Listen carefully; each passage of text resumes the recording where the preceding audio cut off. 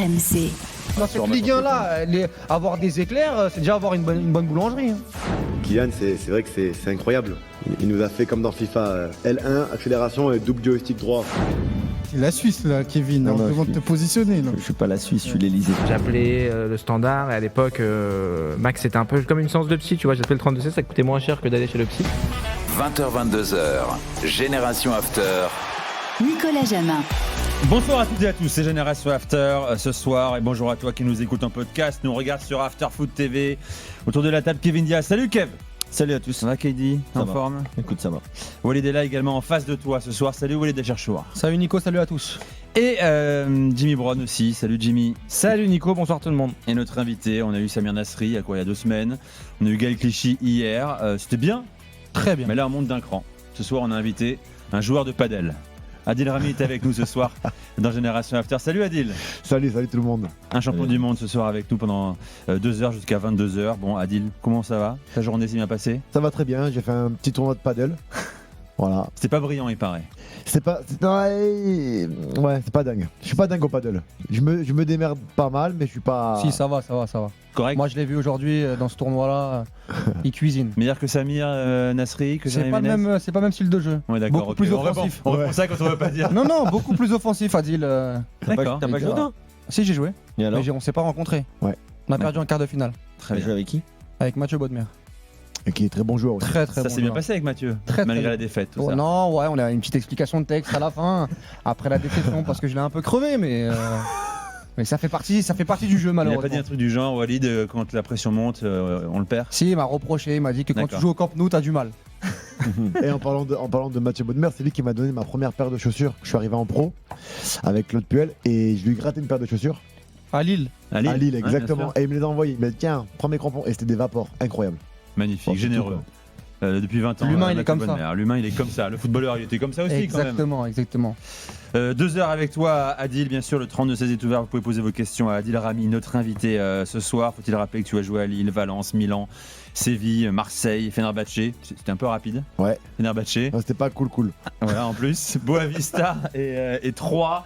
Retiré les terrains depuis 2 ans maintenant et désormais consultant Ligue 1 Plus également. Ça se passe bien.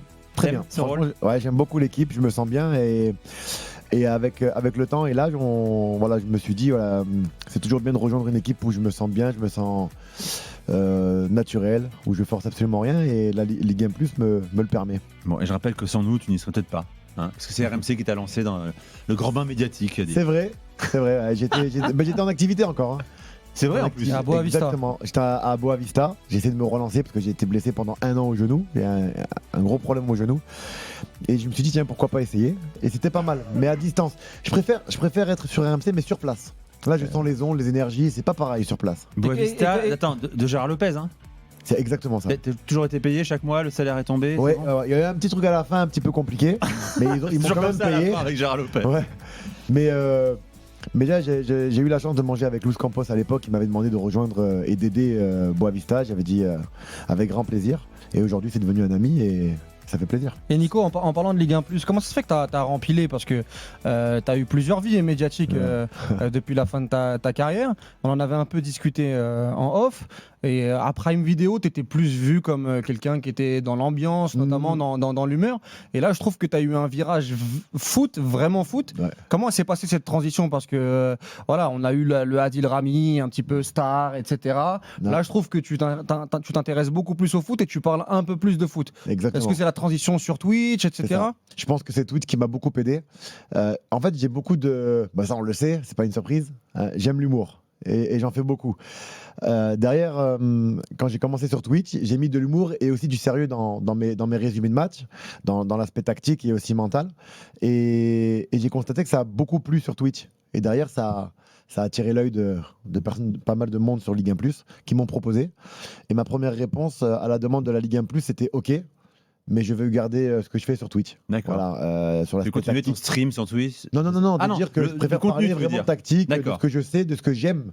Et j'ai pas envie qu'on m'amène sur des questions qui ne m'intéressent pas. sur l'histoire d'un club, sur la hiérarchie du président, des embrouilles qu'il peut y avoir aussi au niveau de l'oseille, tout ce qui entoure tout ça. C'est pas mon domaine. Et ils ont dit avec grand plaisir, si on te recrute, c'est pour réellement faire ce que tu fais sur Twitch. Est-ce que le suivi de foot était pas.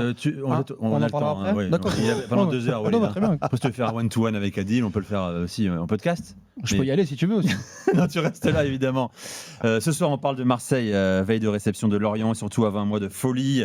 Oli, tu veux développer un avis justement. De Zerbi doit battre soit le Real, soit le PSG pour justifier son statut. 20h30, Benjamin Pavard, présenté aujourd'hui à Marseille, peut-il devenir le taulier de la défense de l'OM? Tu nous diras aussi ce que tu en penses. Ouais. Et de Balerdi aussi, parce que c'est un sujet chaud dans Génération After. On veut ton avis. Pourquoi tu Tu me as regardé regardes Adil, comme ça je ne t'ai pas regardé. Ah, ok. Non. Il m'a regardé, 21h, Adrien Rabiot aussi au programme qui a débarqué à Milan aujourd'hui. Est-ce l'environnement idéal pour lui? Puis on parlera de Pogba aussi, dont le retour annoncé aujourd'hui est prévu pour octobre, en ligne de mire le mondial.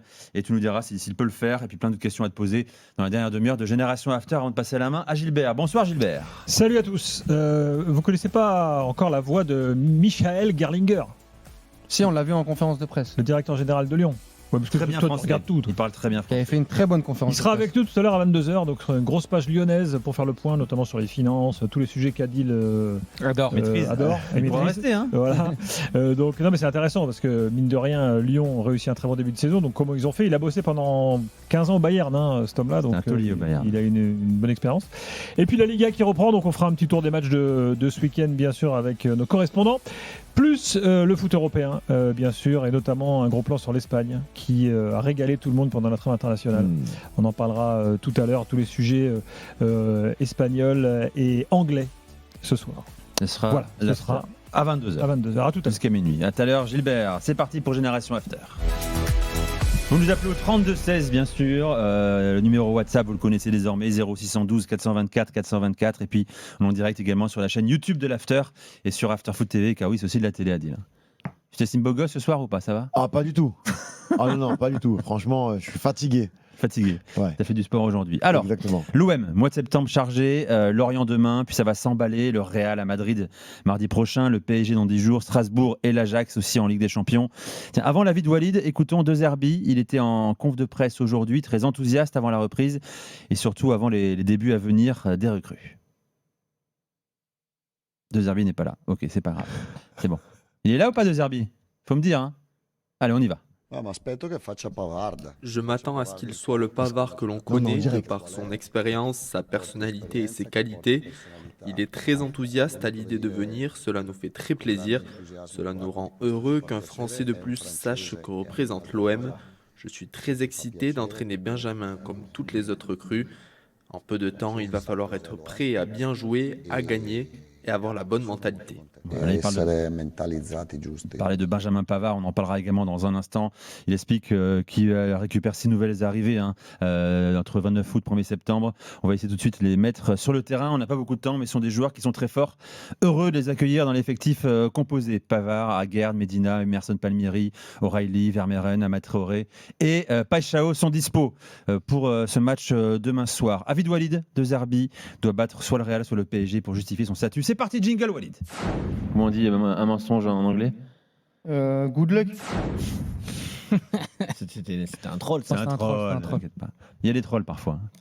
Alors, Ouais, je veux parler de De Zerbi ce soir et je veux parler de ces deux matchs qui attend l'Olympique de Marseille contre le Paris Saint-Germain et contre le Real Madrid, avec un déplacement au Bernabéu et une réception du Paris Saint-Germain, dans l'idée bien évidemment que l'Olympique de Marseille est outsider et part très très loin, surtout au vu de son début de saison catastrophique, que ce soit en termes de résultats et tout ce qui a englobé le club. Mais je voulais parler de De Zerbi et je trouve que De Zerbi, il a beaucoup de choses à jouer sur ces deux rendez-vous parce qu'on en a déjà parlé. Moi, je l'ai souvent défendu sur ce plateau, mais De Zerbi, il manque ce gros match, cette grosse perf contre un gros, ce fameux match où on se dit purée, De Zerbi, il a apporté une vraie patte, son étiquette qu'on avait à Brighton, notamment à sa Sassuolo, contre la Juventus, contre Manchester City, contre Liverpool, ne pas se réfugier sur les blocs bas parce que je pense qu'il n'aura pas de bloc bas sur ces deux matchs-là contre le Real Madrid et contre le Paris Saint-Germain, justifier toute la hype qu'il y a eu autour de De Zerbi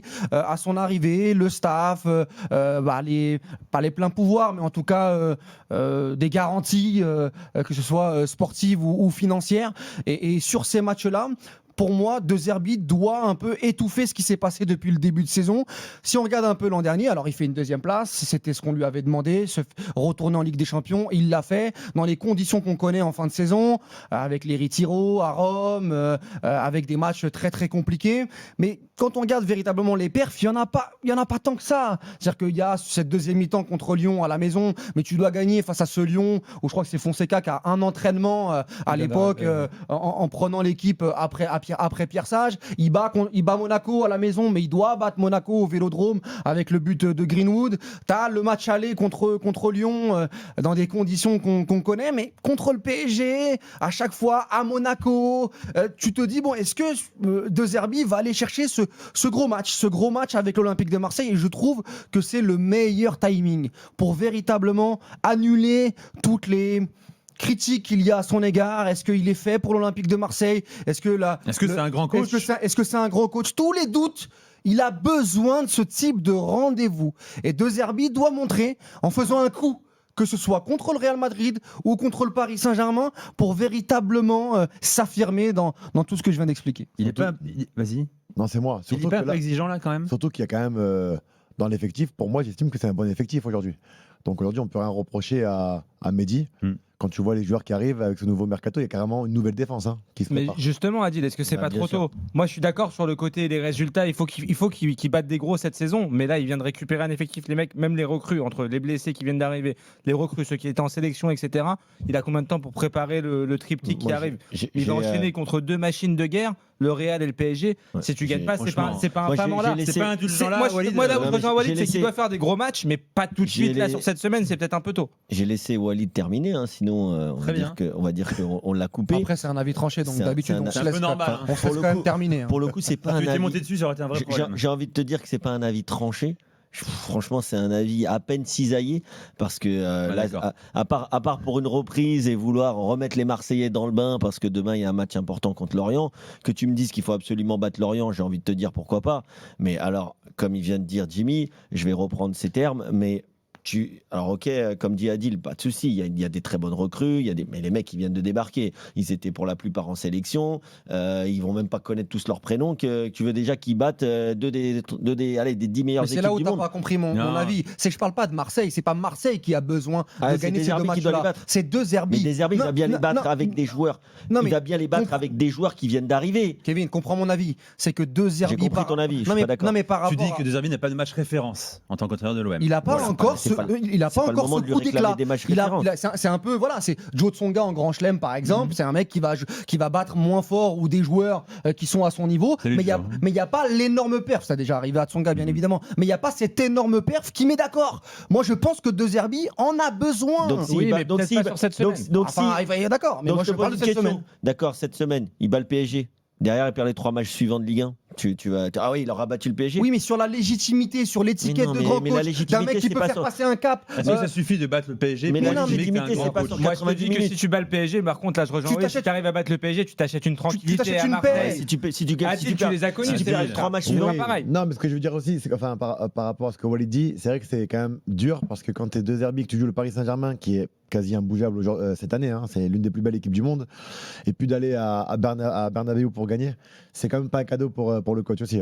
Mais ça dépend. Si mettre Rudiger, ça passe. Ça peut le faire. On parle à Rudiger après. Mais je répète. Après, ils ont Balerdi. Je répète, quand je dis devoir, c'est pas une exigence en disant je vais pas arriver en débrief de match après le Real Madrid ou le PSG en disant De Zerbi c'est très très grave. Je dis juste que pour son bilan, pour sa deuxième saison, je pense que De Zerbi a besoin de ce type de match parce qu'on s'enferme souvent, notamment en Ligue 1 dans les petits matchs en disant bon c'est pas le jeu de Zerbi, il tombe face à des blocs bas qui les attendent. Là pour le coup, il faut ce CV, cette carte postale De Zerbi à l'Olympique de Marseille. Toi, normalement, tu es sur le contenu. Imaginons, puisqu'on est un peu dans le foot fiction, imaginons, ce que je veux, c'est que l'OM fasse bonne figure. Maintenant, de là à gagner ou pas gagner, au vu des adversaires, au vu du déplacement à Madrid, non. Par contre, si tu me dis que l'OM fait un très gros match à l'énergie contre le PSG et qui vont chercher même un match nul, mais que tu vois, il y a des trucs, il y a une défense solide et qui font, je sais pas moi, un 0-0, un partout, où ils sont pas roulés dessus en 30 minutes, 3-0, et qu'après ils vont au Real, et même s'ils perdent 2-1, mais ils ont été chercher un truc aussi, et que tu vois, moi là où je rejoins, j'avais pas compris mon avis. Walid, il veut une vraie émotion fondatrice. Moi là où je le rejoins, c'est que c'est peut-être pas sur cette Pour moi, semaine, ce mais sera je pas le pense résultat. qu'il va être attendu, notamment sur la Ligue des Champions. Là où je le rejoins, c'est que c'est vrai que De Zerbi, avec des présumées équipes plus petites comme Brighton, il a réussi à perfer contre des gros en première ligue. Liverpool, Parce que c'est des équipes, effectivement, là où je le rejoins, qui attendent pas bloc bas, etc. Oui, là, c'est peut-être tôt pour cette semaine, mais sur le parcours Ligue des Champions, tu vas affronter des équipes qui jouent. Pas comme en Ligue 1 où tu es attendu, bloc bas, etc., où c'est difficile. Et là, il doit faire ses preuves parce que, comme disait Adil, il a du matériel à disposition, il a des bons joueurs. Contrairement à ce que tu crois, j'ai compris ton avis, mais moi je pense que même s'ils battent le PSG, je sais pas moi, ils font un exploit, ils les battent 2-1, peu importe, même 2-0, j'en sais rien. Ou alors ils perdent contre le PSG, mais ils battent le Real. Mais ça ne va pas changer. Ça va pas La changer perception du coach, si. moi, je pense pour moi, en tout cas. D'accord, mais je vais attendre de voir mais c'est mon avis du qu'est-ce qui soir. va se passer en Ligue 1, qu'est-ce qui va se passer en Coupe d'Europe. Derrière, tu bats le Real et tu perds les 4 matchs suivants. Mais Kevin, encore une fois, j'ai l'impression que tu fais exprès. Tu l'as dit de toute façon, ce que tu voulais dire. Non, mais même au-delà de ça, Nico, c'est que De Zerbi explique que le football, c'est de l'émotion, que c'est un entraîneur qui doit apporter ça. Et c'est dans ces soirées-là, tu vois, ce que Tudor avait apporté lors du match de Coupe de France contre le PSG. Le Vélodrome, il est plein pour un match de préparation. Oui, mais ils ont besoin d'être transportés, les gars. C'est ça qu'il veut dire. L'émotion, il faut un match fondateur. J'ai compris, Kevin. J'ai compris, Kevin. Il a le droit de pas être d'accord avec toi. Non, mais il a le droit. Là, je trouve qu'il fait exprès pour faire exprès. Pas du tout. Je fais pas du tout exprès. Je te dis que pour moi, c'est pas une victoire contre l'un ou l'autre qui va changer quoi que ce soit. C'est clair quand même. Ça va pas lui faire du bien. Ça va pas encore une fois. Là, Lai est avec nous 32-16. Lai est avec nous 32-16. Salut Lai. Salut l'after. Supporter de l'OM. Ça va, vous allez bien. Bienvenue dans Génération After. Adil Rami est là, il t'écoute. Salut, salut Lai. J'avais oublié qu'on pouvait écouter les auditeurs et tout de suite. C'est la force. Oui, ça, c'est méchant. C'est bien ça aussi. D'ailleurs, c'est une question après à poser à Adil, tu pourras le faire Lai. Alors, ton regard sur le débat, est-ce que tu comprends Walid qui lui attend enfin un gros match référence, fondateur en termes de jeu d'émotion et d'adversité surtout de Zerbi? Walid, je t'aime beaucoup, mais là, je ne peux pas te rejoindre. Le fait que je pense que cet entraîneur a besoin d'un gros match pour que même les supporters le valident, ça je pense que tu es d'accord. Mais demander ça contre le Real et contre le Paris Saint-Germain alors que tu as 90 joueurs qui viennent d'arriver, je pense qu'on peut le faire, mais tu ne peux pas le demander toi. C'est pas possible de demander ça. Contre le Real et contre Paris, demander une victoire à tout prix, je pense que c'est quand même trop... C'est pas à tout prix, c'est pas à tout prix. Moi, je l'appelle pour De Zerbi. De Zerbi a besoin de ça. Je dis pas que si De Zerbi perd contre le PSG, contre le Real Madrid, qu'il doit se faire virer. C'est pas ce que je dis là ce soir. Non, mais je vois ce que tu veux dire. Mais tu peux pas le demander contre le Real et contre Paris. Un Paris qui sera sans Ousmane Dembélé, sans Désiré Doué. Oui, mais après un match de Ligue des Champions contre l'Atalanta. De Zerbi est venu pour ça. De Zerbi est venu pour la Ligue des Champions, pour les gros matchs. Et pour chatouiller le PSG, ce qu'il avait dit également. Il doit donner. Il doit donner ce type de soirée. Je suis d'accord, Walid. Mais tu peux demander qu'il fasse un gros match contre le Real et contre Paris, pas être ridicule sur ça, je suis d'accord. Mais demander qu'il sorte un gros match et gagner, alors qu'il a des joueurs qui viennent d'arriver, une défense qu'il doit reconstruire, je pense qu'il est quand même beaucoup trop tôt pour demander ça. Après, d'ici, on va dire 2-3 semaines, oui. Là, je suis d'accord avec toi. Quand tous les joueurs vont être intégrés, oui. Mais là, tout de suite, lui demander ça, c'est quand même avoir trop d'ambition, on va dire. Ouais, c'est pas si l'ambition ou... Lai, je demandais à Adil aussi ce qu'il pense qu'on parle de De Zerbi, ce qu'il fait depuis maintenant quasiment plus d'une saison. Ton regard, tu prends du plaisir à avoir joué l'OM de Zerbi ou tu attends plus de... L'année dernière, j'ai beaucoup aimé, surtout que je les voyais vraiment offensifs. Il y avait beaucoup de monde à la surface de réparation adverse. Il y avait une sorte de dynamique. Mais cette année, je trouve qu'il y a beaucoup de problèmes tactiques. On parle souvent de la défense, mais je les trouve loin du porteur du ballon. Je les trouve, comme tout le monde, on a regardé aussi la série sur YouTube, donc on voit un petit peu le comportement et la communication qu'il y a entre l'entraîneur et ses joueurs, que pour moi, en tout cas, je trouve parfois un peu trop dur. Et en étant joueur, je suis passé par là. À tout moment, on peut péter les plombs. C'est-à-dire, lui, il est trop. Je trouve parfois un peu dur. Je trouve un peu dur parfois, limite, pour moi, limite, parce qu'à un moment donné, on est aussi des pères de famille, et parfois ça ne peut ne pas passer en termes de communication. Et après, quand on dit qu'on a des nouvelles recrues cette année, enfin là, qui viennent d'arriver, d'ailleurs, elles sont arrivées assez tardivement.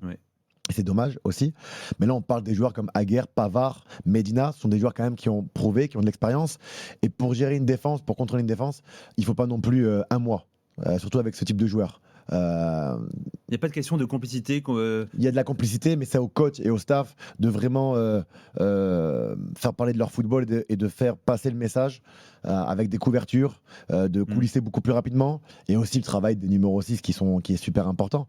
Mais sur les matchs que j'ai vus depuis le début de saison, il y a quand même beaucoup de problèmes.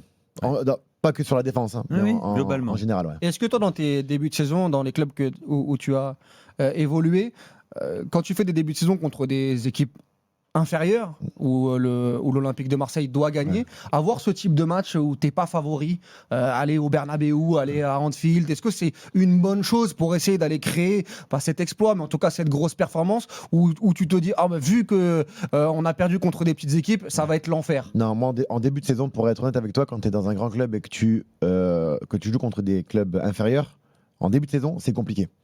Parce que tu joues contre des équipes super méga motivées. Ils sont motivés, tu es en préparation, tu n'es pas à 100%. Et ça y joue aussi au niveau du mental pour les joueurs. Moi, à l'Olympique de Marseille, on sait très bien que tout le monde veut taper l'Olympique de Marseille, on va pas se mentir. Et en début de saison, c'est la meilleure période. Tu regardes très souvent, Marseille perd en début de saison. Et c'est vrai que le déclic peut arriver sur un gros match. Là, Marseille, peut-être qu'ils vont redoubler d'efforts, de concentration. Ils vont peut-être se surmotiver. Surtout qu'il y a beaucoup de joueurs qui vont approuver.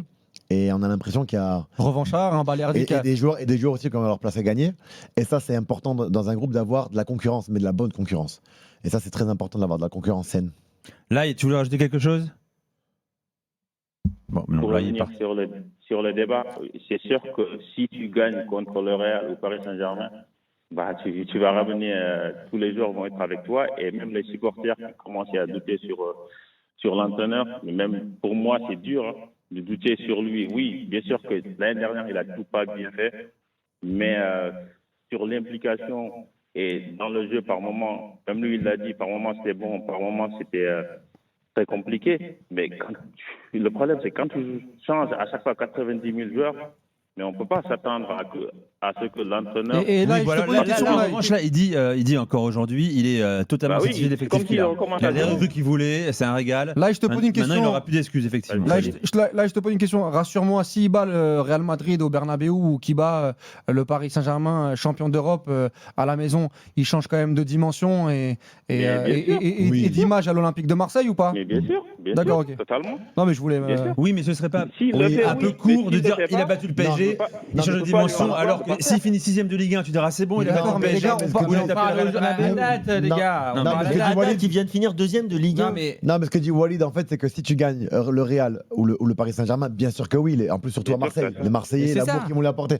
Après, bien évidemment, Walid, il n'est pas en train de dire que derrière, il ne va pas bonifier ou confirmer d'autres victoires. Toujours prouver à Marseille, après, il faut continuer. Mais bien évidemment que s'il bat le Real et qu'il termine 8ème, bien évidemment que cet exploit sera diminué. Mais j'ai quand même dans l'esprit qu'un concrètement, ça va changer quoi? Concrètement, ça va changer quoi s'il bat le PSG ou le Real Madrid? Ça va changer quoi? C'est-à-dire que pour moi, il va s'asseoir, il va asseoir, son autorité, sa compétence autour du club, dans son effectif, les messages qu'il va pouvoir passer. S'il perd les 3 matchs suivants. Mais d'accord, mais j'ai dans l'esprit, Kevin, que si tu bats le Real Madrid, que les 3 matchs suivants, déjà, j'ai pas vu l'Olympique de Marseille perdre 3 matchs de suite en Ligue 1 depuis qu'il est arrivé. D'accord. Un match de Ligue 1, 2 matchs de Ligue des Champions, par exemple.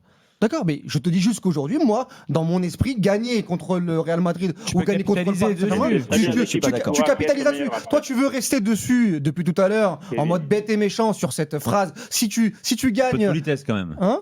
Vas-y. En mode un peu bête et méchant, en gros, cet aspect, les trois matchs, si tu les perds derrière, ça vaut rien. Moi, je te dis que ce Big Bang Foot, peux pas les perdre. te permet derrière d'asseoir ton charisme, ton autorité, ton rôle de coach. Ce n'est pas être bête et méchant de ne pas être d'accord. Non, c'est pas. Tu peux ne pas être d'accord, Kevin, mais tu restes sur cet argument je depuis reste tout sur à cet l'heure. argument que pour moi, ça changera pas grand-chose au début de saison. Et sur un argument spéculatif en plus. Ah bah c'est toi qui es spéculatif. Bah non. Tu dis que ça va changer, mais t'as aucune preuve que ça va changer. Dans mon esprit et dans l'esprit des gens, je pense que même médiatiquement, tu regarderas si De Zerbi gagne contre le PSG ou contre le Real Madrid, tu verras les émissions qu'on fera derrière. Et est-ce qu'on dira Si se vautre sur les 2 journées d'après, on sera critique aussi. Après le PSG, après le Real Madrid, s'il bat un des deux, qu'est-ce qu'on dira, Nico? Je vais attendre ton conducteur. On va attendre de la continuité en Ligue 1 et en Ligue des Champions. Je vais attendre ton conducteur avec impatience. Très bien, avec plaisir. Tu seras là évidemment, comme tu es là tous les soirs, face à Kevin en plus. On va s'en rappeler. Ça va, Adil? C'est un peu chaud. Il y a de la patate ici. Ah ouais, c'est chaud. Mais moi, j'arrête pas. C'est pas Ligue 1 plus. En tant que Marseillais, je me dis qu'il vaut mieux déjà qu'il passe Lorient. Pour t'as déjà un peu raison, estomper on est tous d'accord. tout ce qu'il y a autour. Pour moi, Lorient, c'est même plus important que le PSG. Mais j'imagine pas l'OM perdre contre Lorient. Moi, je me dis que pour moi, Lorient, c'est plus important que le PSG. Là, j'ai plein de messages. Personne ne pardonnera aux Marseillais de ne pas battre Lorient. Par contre, tous les Marseillais pardonneront. Mais que ce soit bon an, mal an, les Marseillais pardonneront. Peut-être c'est pas bien, peut-être 2 défaites contre le Real et le PSG. Mais ils vont pardonner ça. Très intéressant, Kevin. Mais c'est un avis différent. Mais oui, tu as raison là-dessus. Mais pour moi, c'est pas antinomique. Bon, en tout cas, les supporters marseillais qui nous écrivent dans le chat là et sur WhatsApp nous disent effectivement qu'ils attendent enfin de voir un gros match de l'OM sous De Zerbi. Pour l'instant, ils restent vraiment sur une frustration et sur leur fin. Il y en a eu quelques-uns quand même. Merci Lyde, on fait le 32-16. À très vite sur RMC. Dans un instant, on parle. Je crois que c'est un peu ton pote, Benjamin Pavard. Hein. Ah oui, carrément. C'est la famille là. Ah ouais. On en parle dans un instant. Peut-il devenir le taulier de l'OM? En tout cas, en défense surtout. Allez, Pavard! Allez, Pavard, s'il nous écoute. Reste avec nous. La suite dans un instant. RMC, 20h-22h, Génération After. Nicolas Jamin. Avec Jimmy Brown, Walid Acharchour, Kevin Diaz et notre invité, champion du monde 2018 et pas que, champion de France aussi avec Lille, finaliste de la Ligue Europa. Oui. Adil Rami est avec nous. Merci de me rappeler ce que j'ai oublié. T'as oublié quoi? Non, je rigole. Enfin, j'ai rien oublié. Pro finaliste de Ligue Europa. Il l'a gagné aussi avec l'OM. Finaliste avec l'OM. Finaliste de la Ligue Europa avec l'OM, tu l'as gagné. Et toutes les finales, elles ont été prises par Ronaldo et Messi. Les finales de Super Coupe des Coupes, finale de Coupe du Roi, tout ça, ils m'ont tout arraché. Hormis celle contre l'Atlético. C'est pas Ronaldo et Messi. Voilà, exactement. Ouais. Et après le Portugal pour l'Euro 2020. T'as compris très vite que c'était très compliqué? Ah non, pardon, prolongation à chaque fois. Mais contre l'Atlético. Et tu dis l'Atlético très rapidement. Avec Marseille. Très rapidement, tu savais que ça allait être compliqué cette finale? Non, j'y ai cru. Sincèrement, je me suis dit qu'on pouvait créer la surprise en quelque sorte. Et je savais que contre l'Atlético de Madrid, je vous promets, j'ai eu la chance de jouer contre eux, j'ai eu la chance d'avoir Unai Emery. Et je me souviens, on était parti jouer là-bas. Et il avait changé complètement sa manière de jouer contre eux. Et il avait dit on va pas jouer au foot, on va faire que des chandelles, on va aller au deuxième ballon et on va éviter de jouer au foot contre eux parce que c'était une équipe qui se nourrit des erreurs, sur des relances ou autres. Et c'est exactement ce que je me suis dit à l'Olympique de Marseille. Je m'étais dit, j'avais parlé un petit peu à l'équipe et j'avais dit ouais les gars, on s'en fout d'être moche. Le plus important c'est la victoire. Et au final on a essayé de relancer. Et puis ça a fait but et après derrière pour revenir au score avec une équipe aussi talentueuse quand même, on va pas se mentir. Ils ont plus écouté Rudy Garcia que toi en fait quoi. Ah ouais, c'est normal, c'est logique. C'est logique. Benjamin Pavard est donc marseillais, ça on le sait depuis plusieurs jours déjà. Il est arrivé à Marseille hier, il est en conférence de presse aujourd'hui. Alors, vous avez vu l'image qui fait un peu le tour des réseaux. Il a serré la main tout le monde. Des 25-30 journalistes, il a pris le temps avec un grand sourire. Alors, tout le monde a apprécié évidemment. C'est un malin ou il est bien élevé? Non. Ou les deux? Ah, c'est pas du tout un malin, c'est quelqu'un de très sain, de très honnête. C'est une belle personne, Pavard. Très très belle personne, il arrive au bon moment, je pense. L'Olympique de Marseille a besoin, comme je l'ai toujours dit, de leader. Ça fait des années que Marseille n'a pas eu de leader. Mais c'est un leader, Benjamin Pavard, en termes de personnalité, c'est ça que je... Alors quand je parle de leader, quand je dis on a besoin d'un leader... Sur le terrain. Alors ça peut être un leader, parce qu'il y a différents leaders, mais moi je fais aussi allusion à Guerre, à Medina, qui a l'air d'être un leader, c'était aussi un leader du côté de Lens. Mais si on parle de Pavard, c'est un vrai gentil, mais dans le jeu très intelligent. Bon, donc il va apporter pour toi sur le terrain parce qu'il a raison Nico, c'est un joueur de très très bonne équipe avec l'équipe de France en 2018, avec le Bayern Munich où il gagne la Ligue des Champions, avec l'Inter où il fait finale, joueur très intéressant, je sais pas très intéressant et sous-côté je trouve. Exactement oui. Parce que dans les grands clubs il dure. Joueur très intelligent, polyvalent, qui est capable d'incarner plusieurs systèmes, mais est-ce que c'est véritablement le leader de défense? Moi j'ai pas envie de le catégoriser là-dessus. C'est un leader qu'on appelle, Adil en parlait des différents types de leaders, lui c'est plus un leader par l'exemple. C'est pas quelqu'un qui va forcément beaucoup parler, mais tu le vois arriver. C'est aussi un leader. Moi, j'ai trouvé ça super ce qu'il fait avec les journalistes. bien sûr, il y a peut-être un peu de communication, il y a peut-être un peu C'est atypique, mais c'est bien de voir ça. mais c'est bien de voir ça. Tu serres la main à tout le monde. C'est un mec, la presse n'a pas toujours. Nous n'avons pas toujours été tendres avec lui, mais c'est un gars qui s'est toujours remis dans sa bulle. Tu vois, c'est un mec qui travaille, comme a dit Adil. Moi, j'ai énormément de respect pour ce genre de joueurs qui ont pris beaucoup sur le dos, mais qui se sont imposés partout où ils sont passés. Alors oui, c'est peut-être pas un arrière droit comme il a été en équipe de France critiqué, mais Koundé aussi l'a été, puis finalement s'est imposé. Mais c'est un mec qui est polyvalent. On parlait hier avec Gaël Clichy des joueurs qui sont aujourd'hui très polyvalents, qui peuvent jouer à différents postes aujourd'hui dans le football moderne, avec des objectifs qui sont très importants, avec un nombre de matchs important, mais avec des finances qui sont un peu difficiles. Il faut pouvoir jouer à plusieurs postes. Lui, il peut jouer dans une défense à 4, à droite, dans l'axe, dans une défense à 3. Comment mieux l'utiliser à Marseille. Moi, je trouve que c'est une excellente recrue pour l'Olympique de Marseille, parce que c'est un gars qui aujourd'hui est un grand professionnel dans la mentalité. C'est peut-être pas le meilleur joueur techniquement, mais c'est un mec qui, au niveau de la mentalité, il est exemplaire. Sa connaissance du très haut niveau. Mais moi, c'est le packaging Aguerd-Pavard qui m'intéresse encore plus dans ce rôle de défenseur, mais aussi leader qui va apporter à cette équipe de l'OM. Et Medina, dont parlait Adil aussi. Bien sûr. Medina, il a ce truc-là aussi. Écoutons-le quand même, Benjamin Pavard. C'était en conférence. On va parler de Balardi. T'inquiète pas, on y vient. T'es pressé, je sais. T'es impatient. Moi, je veux l'avis d'Adil. Par contre, les gars, on va mettre une règle. Si on parle de Balardi, vous calmez. Je n'ai rien à dire sur Balardi. Je veux juste l'avis d'Adil. Défenseur central droit. Voilà, je veux savoir. Sois pas si sûr de toi. Quand tu dis vous calmez, c'est que tu vous vois Kevin? Non, tous les deux, les gars. D'accord. Parce qu'il y a 3 sujets avec vous, d'accord? Il y a effectivement Balardi, il y a Cherki.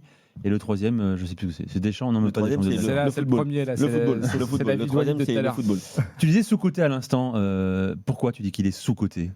Parce que parfois, j'ai l'impression que quand des joueurs partent à l'étranger, surtout les internationaux, on n'en parle pas assez en France et on a l'impression que ça dort à l'étranger. Alors que quand il va dans des grands clubs, comme Pavard va dans des grands clubs, il a joué dans des très grands clubs, les plus grands clubs du monde, et d'être titulaire dans ces clubs-là, il mérite qu'on en parle un peu plus en France. Et souvent, les Français, on se dit, on n'en parle pas, donc il est moyen.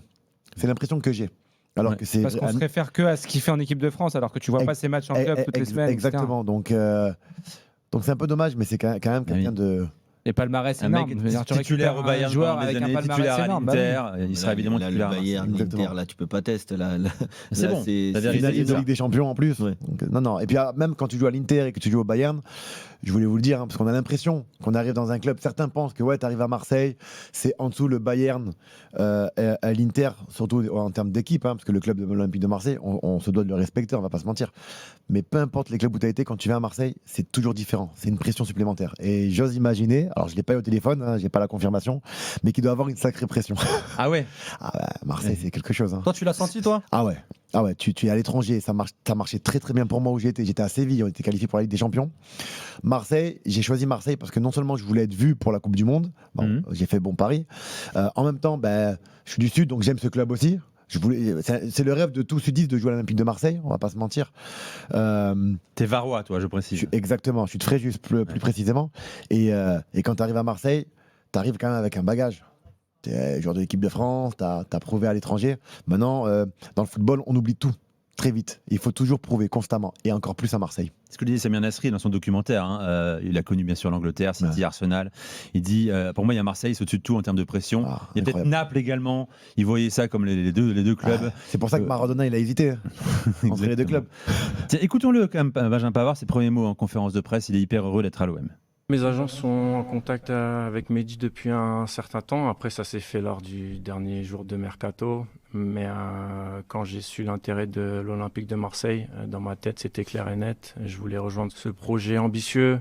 Aussi jouer au Vélodrome, j'ai déjà joué une fois avec Lille, jouer les guichets fermés, jouer avec des champions avec Marseille, avec ce public, cette ferveur qu'il y a. Je pense qu'en tant que footballeur, c'est des émotions à vivre. Sincèrement, j'ai très envie et j'ai hâte de célébrer des victoires et j'espère dès vendredi. Voilà, Benjamin Pavard. Vous écoutez RMC Génération After, 20h38. Alors la question, vous avez commencé à l'évoquer, c'est comment l'intégrer dans cette défense marseillaise. Alors De Zerbi a été interrogé, défense à 3 ou défense à 4 cette saison. Il a dit peu importe, je peux faire des choses différentes. Pour moi, c'est encore une fois l'animation qui va compter. Titulaire indiscutable, Pavard évidemment aujourd'hui dans une défense à 3. Partons de ce principe-là pour l'instant. Défense à 3 ou défense à 4, pour moi, il est titulaire indiscutable. Dans les deux cas. Ouais. Tu le mets où dans une défense à 3 par exemple? Dans une défense à 3. Tu l'entoures de qui? Stopper droit avec Balerdi et Aguerd ou Medina. Et après, derrière, dans une défense à 4, moi je l'ai déjà dit, mais je pense dans les gros matchs, notamment dans la semaine que j'attends de De Zerbi, je pense qu'il jouera façon Pep Guardiola ou Arteta avec les 4 centraux, c'est-à-dire Medina à gauche, Pavard à droite et Balerdi à Guerd dans une défense à 4.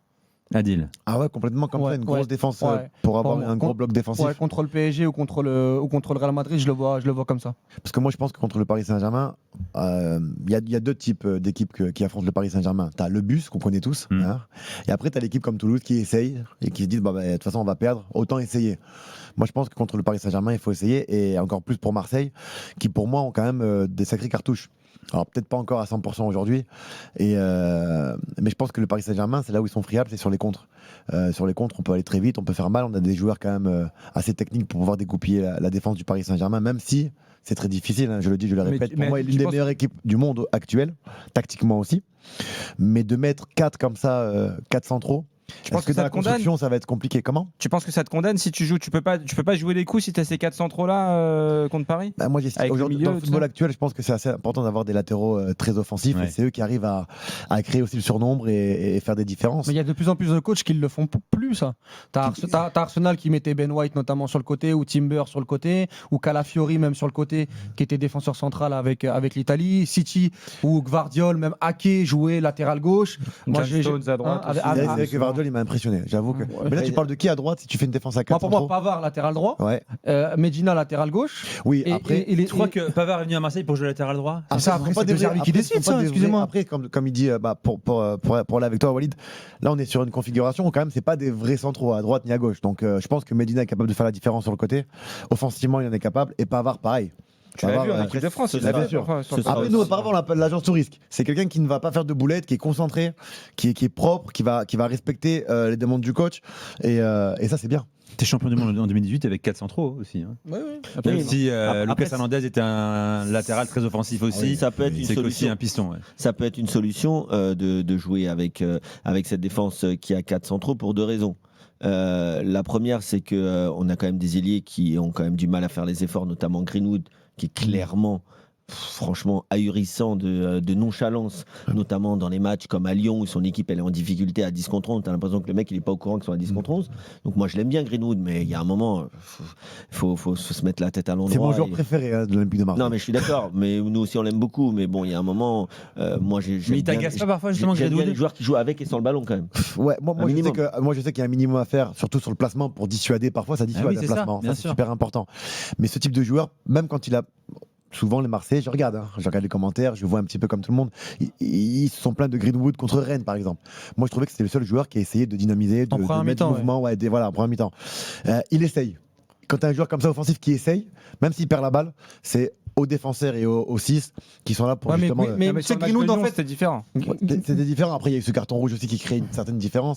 Mais j'aime bien les joueurs qui sont qui essayent. Les 30 premières minutes qu'il fait, c'est une honte parce qu'en fait, le gros problème de Greenwood, c'est que c'est la solution et le problème en même temps à l'Olympique de Marseille. Oui, c'est-à-dire qu'en fait, c'est la solution parce que comme tu l'as dit sur la première mi-temps contre Rennes, dès que tu lui donnes le ballon, il y a même une surresponsabilité sur Greenwood et sur le fait de faire la différence. Il a manqué d'animation autour de lui, je trouve. Et c'est en même temps le problème parce que quand le niveau s'élève, et on l'a vu contre le PSG l'année dernière ou dans d'autres gros matchs, De Zerbi est obligé de faire un système de jeu pour essayer de le recentrer parce que défensivement, sans le ballon, c'est une catastrophe. Moi, j'ai eu des échos dans le staff lyonnais sur le match où ils ont isolé, ils ont dit à Abner.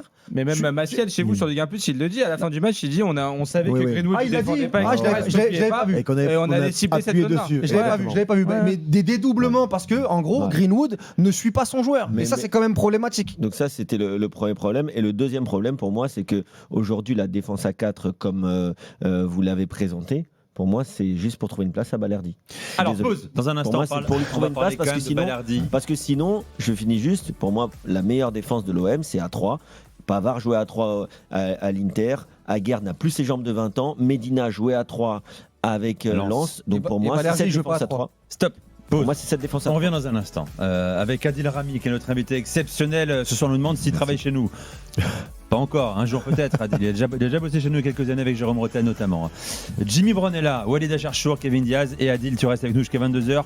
Ça va la soirée pour l'instant? Franchement, prend du plaisir. Et je vais vous dire la vérité. Je comprends que votre émission soit regardée, il y a une belle ambiance, une belle énergie. Elle est de plus en plus écoutée. La suite dans un instant, à tout de suite. RMC, 20h-22h, Génération After.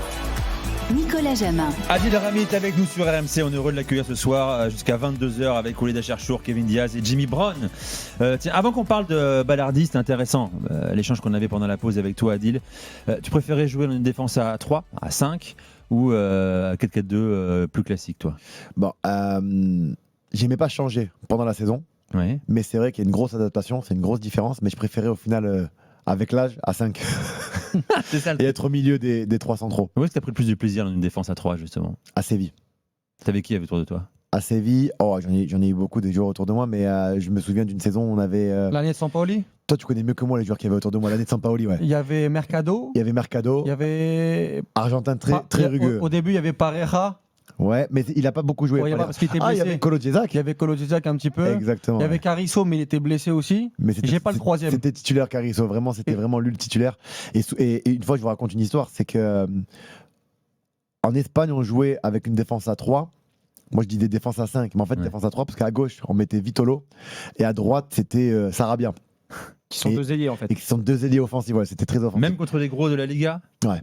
Contre les gros de la Liga, c'était sur les côtés qu'on pouvait passer parce qu'ils avaient des joueurs très offensifs. À l'époque, il y avait Marcelo exceptionnel offensivement, mais il fallait qu'ils reviennent, les mecs. Les mecs, c'était pas des défenseurs, c'était pas des latéraux, hein, c'était des ailiers en fait. Il y avait le match contre le Barça, notamment à Sanchez-Pizjuán, où vous avez joué comme ça. On a joué comme ça, mais ça faisait flipper. Je me rappelle, Sampaoli, il me regarde, il me dit: toi, tu vas prendre Suarez, donc je sais qu'au corps à corps, tu vas pouvoir le tenir.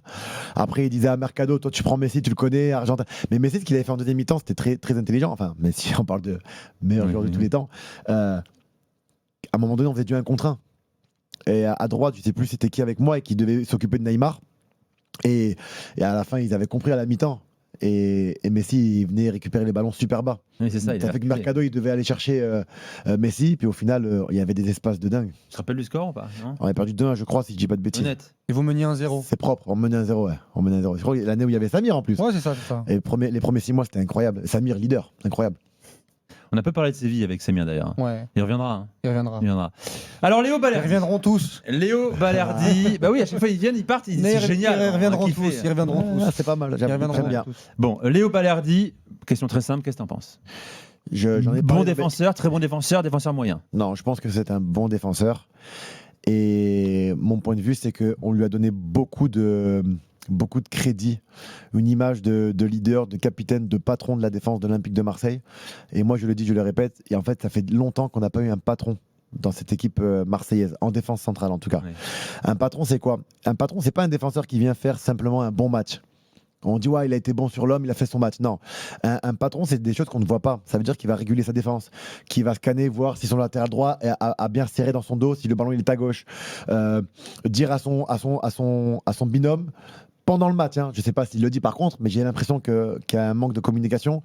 Dire à son binôme, vas-y, va au duel, je te couvre. J'ai ta couverture. Ça fait du bien à ton binôme. Croyez-moi, quand tu es en défense centrale et que tu vas à la tête ou que tu vas au duel, ou même quand tu sais que tu as ton défenseur qui te couvre, tu peux même te permettre de tenter de passer devant ton attaquant. Pour moi, c'est ça un leader. Un leader, c'est qui va crier sur ses numéros 6 pour se replier. Quand il y a un contre, il va crier sur ses attaquants pour qu'ils puissent se replier. Et alors, c'est un leader ou pas, Balerdi? Et moi, j'estime, sur ce que je vois, que c'est pas du tout un leader. Et ça fait longtemps qu'on n'a pas un leader à l'Olympique de Marseille. Un leader, c'est quand, par exemple, tu joues contre Rennes et que Rennes, c'est une équipe qui est à 10 contre 11. Tu vas jouer haut, tu presses.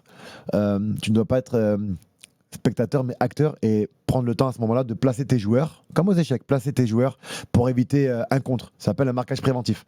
Et depuis des années, on se prend des contres avec un marquage préventif catastrophique. Et pour moi, voilà pourquoi je dis que c'est un bon défenseur, mais pas le défenseur que tout le monde s'imagine à l'Olympique de Marseille. Mais on avait ce débat il y a quelques semaines. Tu ne penses pas que justement l'arrivée des tauliers là, de Medina, de Benjamin Pavard, de Naïef Aguerd aussi, ça peut lui rendre service et ça peut, parce que eux c'est les leaders dont tu parles. Est-ce qu'avec eux, il peut pas se bonifier finalement? Ça peut le faire grandir. En tout cas, voilà, moi, quand j'ai répondu à la question, j'estime que c'est un bon défenseur.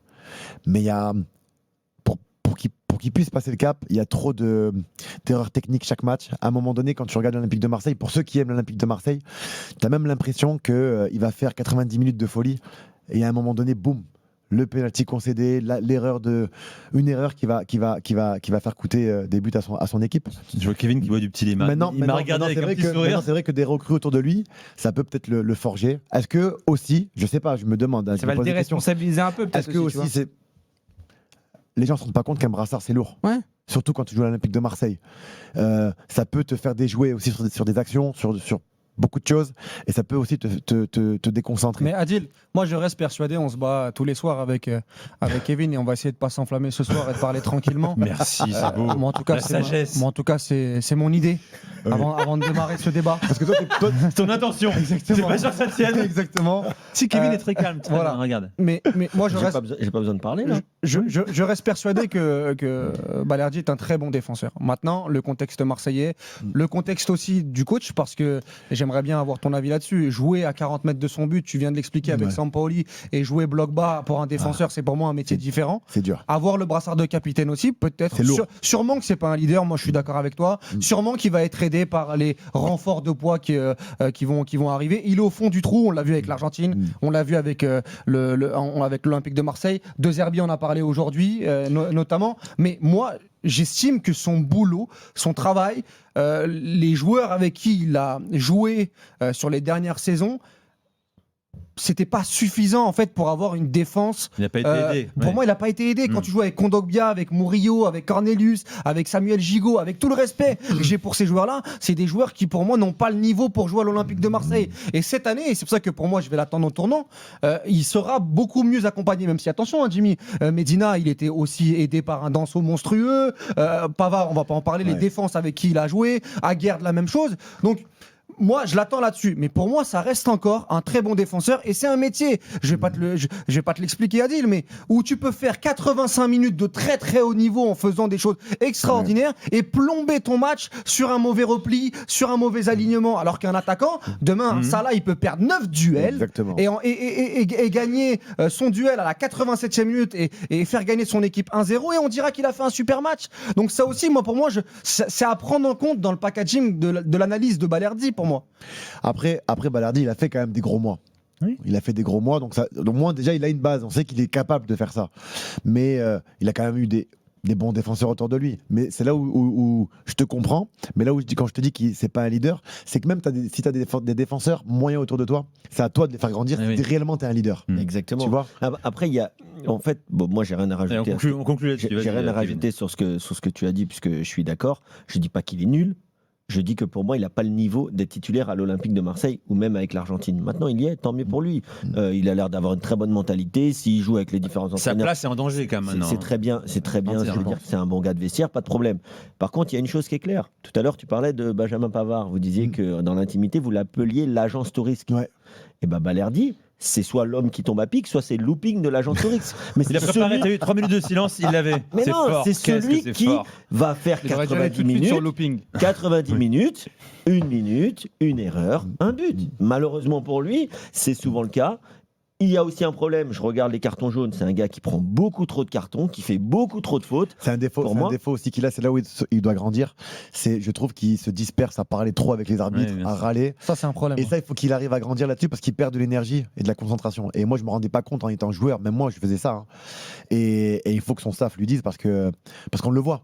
Tout le temps en train de râler, tout le temps en train de. Mais est-ce que c'est pas lié au brassard aussi, ça? Parfois, il veut surjouer son rôle de la maturité sur ça. Ouais. Voilà pour Léo Balerdi. Merci les gars. Putain, c'est incroyable. C'est la première fois qu'on parle de Balerdi dans le calme. Merci Adil. Tu reviendras. T'as réussi à calmer tout ça. Tiens. Et Melvin qui nous dit s'il vous plaît, embauchez Rami, un supporter parisien qui parle pourtant. Ses analyses d'objectivité, son recul sont des qualités qui ne sont pas données à tout le monde chez les consultants et journalistes. Voilà le message sur le chat YouTube. Dans un instant, on parlera également de tes 3 défenseurs centraux qui te plaisent aujourd'hui. Je te laisse du temps pour réfléchir. Ceux qui te font vibrer, qui sont complets, leader, techniquement, tactiquement. Tu nous diras ça dans la deuxième heure. Et puis on va parler aussi de Adrien Rabiot qui arrive à Milan. On écoutera sa mère, Véronique Rabiot. Et puis de Paul Pogba, dont le retour est annoncé pour l'après deuxième trêve internationale à venir, en octobre. Reste avec nous, la suite de Génération After dans un instant sur RMC. RMC. C'est magnifique comme déclat, c'est clair comme Claire Chazal. Arrêtez sur la positivité, attitude positive. 4 occasions franches, 5 tirs au but, 14 centres. Ça va, ils n'ont pas non plus joué avec le reculoir. Je suis arrivé dans l'after pro de manière assez particulière, genre j'ai rien à foutre là, c'est ça que tu veux dire? En une tuche, il a tuche couché. 20h, 22h, Génération After. Nicolas Jamin. Sur RMC, on est heureux d'avoir ce soir à nos côtés Adil Rami, Kevin Diaz est là aussi. Très bon Adil Rami. Excellent. Ah, merci. Tu m'as dit je suis pas sûr et on verra et en fait c'est très bien quoi. Ouais, même ce matin il m'a envoyé un message. Il m'a dit Adil je le ramène, Rami, bon, on va voir. Mais Ça fait 2 mois, je vous dis, faut qu'on ramène Adil Rami quand il parle foot, c'est très très bien. Ah, Ça, je sais, il me l'a dit de toute façon, Walid. Merci, Walid. On voulait le mettre un peu mal, quoi, un peu dans la sauce. Ouais. Walid. Jimmy est là aussi. Jimmy Brown jusqu'à 22h. Il est très bon, Jimmy Brown aussi. Jimmy, mais c'est Génération After. C'est exceptionnel. C'est l'architecte de l'émission, Jimmy. On le dit pas assez. C'est vrai. C'est vrai. Et en plus, Jimmy a eu son permis de conduire aujourd'hui. C'est pas vrai. C'est incroyable. Je pensais pas que ça l'arrive. Je pensais pas que ça l'arrive un jour. Ouais. Mais tu vas conduire J'embrasse Fetti d'ailleurs, mon moniteur fan de l'OM. Mais tu vas conduire dans Paris? Je vais conduire dans Paris, ouais, j'espère. En fait, si tu veux, ma meuf, elle me mettait dehors. Ça fait 10 ans qu'elle me conduit. À un moment donné, il fallait avoir le permis. Je vais dire un truc. Je te jure, j'habite à Paris maintenant. Je conduis jamais, tu peux pas conduire. Vélo électrique, tu peux pas Ah ouais. conduire. Un vélo électrique, C'est le bonheur. et ça change la vie à Paris. Tu mets un casque Ouais, ou mais pas moi j'ai des Non, enfants en je mets pas bas de âge, casque. t'as besoin par Je vais rester coiffé. Hein. Par contre, faut mettre un casque. Ouais, mais. Non, je- dis pas ça, il faut mettre un casque. Faut mettre un casque. Non, faut mettre un casque pour ceux qui nous écoutent. Je t'ai vu la dernière fois en plus, t'avais un casque. En scooter? Oui, non, en vélo électrique. Ah oui. Oui. Le mec, j'essaye de le sauver et tout. En scooter. Non, ce matin, je l'ai vu arriver, il avait un casque. Exactement. Un casque audio. Bon, Adrien Rabiot lui est arrivé en jet à Milan. Aujourd'hui, pas besoin de casque. Peut-être sa mère est un casque aussi, tu vois, c'est elle qui le protège toutes les attaques médiatiques, effectivement. Adrien Rabiot donc, est arrivé aujourd'hui avec sa mère et agent Véronique. Ouais. Rappelez-vous qu'elle arrivait à Turin, je me suis rappelé de ça aujourd'hui, en 2019. Quand il signait la Juve, sa mère et agent avaient refusé de quitter l'avion parce qu'elle avait vu une caméra, alors qu'elle avait exigé auprès de la Juve qu'il n'y ait aucun journaliste sur le tarmac de l'aéroport. Donc elle dit on descend pas de l'avion. Ils sont restés de longues minutes dans l'avion. Finalement, Paratici à la Juve à l'époque l'appelle. Non mais c'est une caméra du club. C'est pour la télé interne du club. Je me rappelle de ça. Rappelle de ça. Elle a dit ok désolé. Bon c'est bon Adrien on peut sortir. Et là aujourd'hui elle arrive à Milan avec son fils. Mais elle avait expliqué pourquoi elle voulait pas de caméra ou pas du tout à l'époque. Je crois qu'elle aime pas trop ça. Elle aime pas les médias. pas les médias. Ouais. Et aujourd'hui donc malheureusement Milan travaille peut-être un peu moins bien que la Juve pour l'arrivée d'Adrien Rabiot. Il y avait plein de journalistes italiens qui étaient avec leur micro et ils sont allés la voir directement. Ils lui ont posé une question, ils lui ont demandé si Milan était le premier choix de son fils. Écoutez, alors c'est plus visuel, mais écoutez quand même le ton de Véronique Rabiot. It's always the first choice of your son came to Milan. Qu'est-ce qu'il veut que je lui dise? Bien sûr que c'est le premier choix. Voilà, c'est court. Hein. Véronique Rabiot, qui n'est pas toujours avec nous. C'est Véro. Regardez l'image, l'expression de visage, elle est dingue. Ce qui est incroyable, c'est qu'elle dit qu'est-ce qu'il veut que je lui dise. En mode, moi, j'ai pas envie de lui répondre ce que j'ai envie de répondre, mais lui, il veut que j'y réponde quoi. Tu sais que ça me fait penser à quoi? Ça me fait penser à une vidéo légendaire d'Anthony Knokert et Riyad Mahrez à Leicester à l'époque, où en fait, en gros, t'as Anthony Knokert qui sait parler l'anglais et pas Riyad Mahrez. Et en gros, il y a un journaliste qui vient et qui lui pose une question, et Riyad Mahrez ne comprend pas en fait ce que dit le journaliste. Et Anthony Knokert lui répond à la question et lui dit vas-y, dis-lui ce que tu veux. Il lui dit dis-lui ce que tu veux, vas-y, dis-lui un truc bien, etc. C'est bon, la vidéo elle est exceptionnelle. Mais ça rappelle également elle est exceptionnelle, ouais. Rugby, comment il s'appelle notre star 15 de France. Antoine Dupont? Non, l'ancien, non. Michalak. Michalak, Michalak, qui est à la Coupe du Monde Nouvelle-Zélande. Question qui dure 2 minutes en anglais. Il s'ennuie. Il fait, bah écoute, réponds-lui ce que tu veux, je m'en fous au traducteur. Il se casse comme ça. Ah ouais, magnifique. d'accord. Okay. Toi, t'es trilingue, quadrilingue maintenant, non? Moi, je suis polyglotte. T'es polyglotte, hein? Ouais. Espagnol, français, anglais, italien. Mon anglais, il est bancal, mais il est très bien, il fait rire. Faut le garder. Alors, The Ball. Parlons quand même d'Adrien Rabiot. T'avais bonne relation avec Adrien Rabiot, ça a été? Moi, quand j'ai joué avec lui en équipe de France, ça se passait très très bien. Ouais. Et je vois pas, et j'ai du mal à voir ce qu'on dit de lui. Tu vois un décalage entre ce qu'on dit et ce qu'il est. Par exemple, en équipe de France, moi je me fie à ce que je vois et ce que j'ai vécu. Quelqu'un de respectueux, de gentil. C'était il y a longtemps. Peut-être qu'entre-temps, tu sais pas, on change, l'humain change, l'être humain change. Attends, le vestiaire était unanime à Marseille, même quand il est parti. Mais très respectueux, un très gros bosseur, c'est quelqu'un de réservé. Après, quand il y a un truc qui va pas, et moi je trouve ça bien, il dit ce qu'il pense.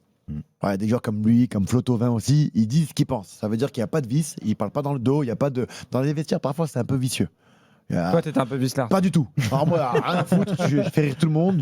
Quand dans le vestiaire, il y avait des embrouilles ou autres, j'avais besoin de mettre de l'humour. De gérer, non, ouais, pour qu'on ait une belle énergie, des belles ondes. Quand j'avais un joueur qui venait d'arriver, qui était un petit peu perdu ou autre, ben, je me rapprochais de lui pour que vraiment il se sente important dans l'effectif. Mais en tout cas, Adrien Rabiot, c'était quelqu'un de bosseur, de respectueux. Alors, il était un peu réservé parfois.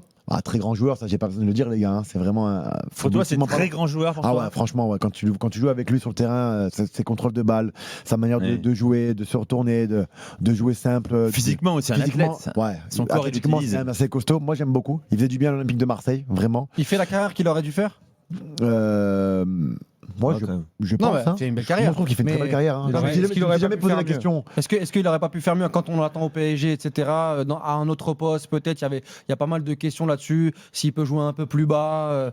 Est-ce que alors attention, il fait une carrière Juventus, AC Milan, Marseille, équipe de France, etc. Mais est-ce que toi, par rapport à ce que tu en attendais ou ce que tu voyais à l'époque, je trouve que sa carrière est cohérente avec ce que j'ai vu. Le premier qui m'a parlé de Rabiot, je lui ai posé la question il y a très longtemps quand il a commencé au Paris Saint-Germain. Et je lui dis, il est comment on parle de lui et tout. Il me dit, je te jure, c'est choquant. C'est Jérémy Menez. Je dis, mais en quoi il est choquant? Mais il dit, tu verras, il perd pas la balle. Tu verras, c'est carré, c'est fluide avec. Très peu la balle. Et c'est exactement ça en fait. C'est une lessive. Tu donnes un ballon sale, il te le nettoie, il te relance. Et puis surtout sur le coup de pied arrêté, il faisait du bien à Marseille. Mais est-ce qu'il pouvait pas faire plus justement? Daniel en parle souvent. Riolo, il n'est pas convaincu par Adrien Rabiot. Il dit bon joueur, pas très grand joueur, parce que peut-être un peu trop horizontal, quoi. Tu vois. Peut-être qu'il y a un manque d'audace, de risque également dans ces initiatives. Après, c'est son style de jeu. Je trouve qu'il faut savoir l'associer pour peut-être l'optimiser. Quand on sait que c'est un joueur qui est plutôt simple, il prend quand même la profondeur, hein, il y va, c'est propre, il perd peu de ballons. Dans la possession, c'est un joueur super important. Non, c'est le joueur 6 sur 10, quoi. Non, mais ça, c'est pas très grand joueur. Non, mais même pas 6 sur 10, que ce soit à la Juve, que ce soit au Paris Saint-Germain, que ce soit en équipe de France, il y a toujours une fiabilité. Un joueur qui t'assure un 6, quoi. Il faut savoir l'associer. Après, je vais pas au stade pour Adrien Rabiot, personnellement. Moi, je trouve que c'est même un 7,5 sur 10 parce que c'est un mec qui, aujourd'hui. Ça n'a pas été le cas tout le temps. C'est un joueur moderne. C'est le joueur que tous les entraîneurs aiment avoir dans leur effectif. C'est le gars qui sait attaquer, qui sait défendre, qui est bon sur coup de pied arrêté. Tactiquement, il est bon. Techniquement, il est bon. Il a de l'allure. Il est un peu en mode tracteur comme ça parce que quand il démarre, c'est pas le joueur très fin techniquement parce qu'il a un gros gabarit. Mais quand il démarre, c'est quand même quelque chose. Il faut le suivre. Il a de la puissance. Il a de la technique. Ouais, c'est un joueur de très très haut niveau. Non, pour moi 6 sur 10 c'est un peu péjoratif. Pour moi 6 sur 10 c'est juste au-dessus de la moyenne. Non, moi je trouve que c'est même un 7, c'était une. Je parle de tout au long de sa carrière, c'est-à-dire que pour moi, il a toujours joué dans les clubs où il est passé. Jouer, il y a pas de souci, être un jouer leader, c'est le plus dur. Non mais ce qui s'est passé l'année dernière à l'Olympique de Marseille, moi je l'ai valorisé, c'était le meilleur joueur de l'Olympique de Marseille l'an dernier. Mais il redescendait d'un étage par rapport à ce qu'il avait connu. C'était un des meilleurs joueurs. Laisse-moi terminer. Laisse-le finir. Quand je dis que quand tu arrives à l'Olympique de Marseille, c'est un leader, il a pas fait du 6 sur 10 à l'Olympique de Marseille. Il a été sur du 7, 8 sur 10 pendant toute l'année. Mais juste que dans toute sa carrière notamment, que ce soit même à la Juve, quand la Juve c'était compliqué pour lui, même quand la Juve c'était compliqué pour eux, c'était un joueur entre 5 et 6 sur 10 où il passe jamais à côté, mais c'est jamais un joueur spectaculaire, ça n'a jamais été un joueur, le joueur de ces équipes-là. Parce que très très haut niveau. Mais tu cites qui dans cette Juve?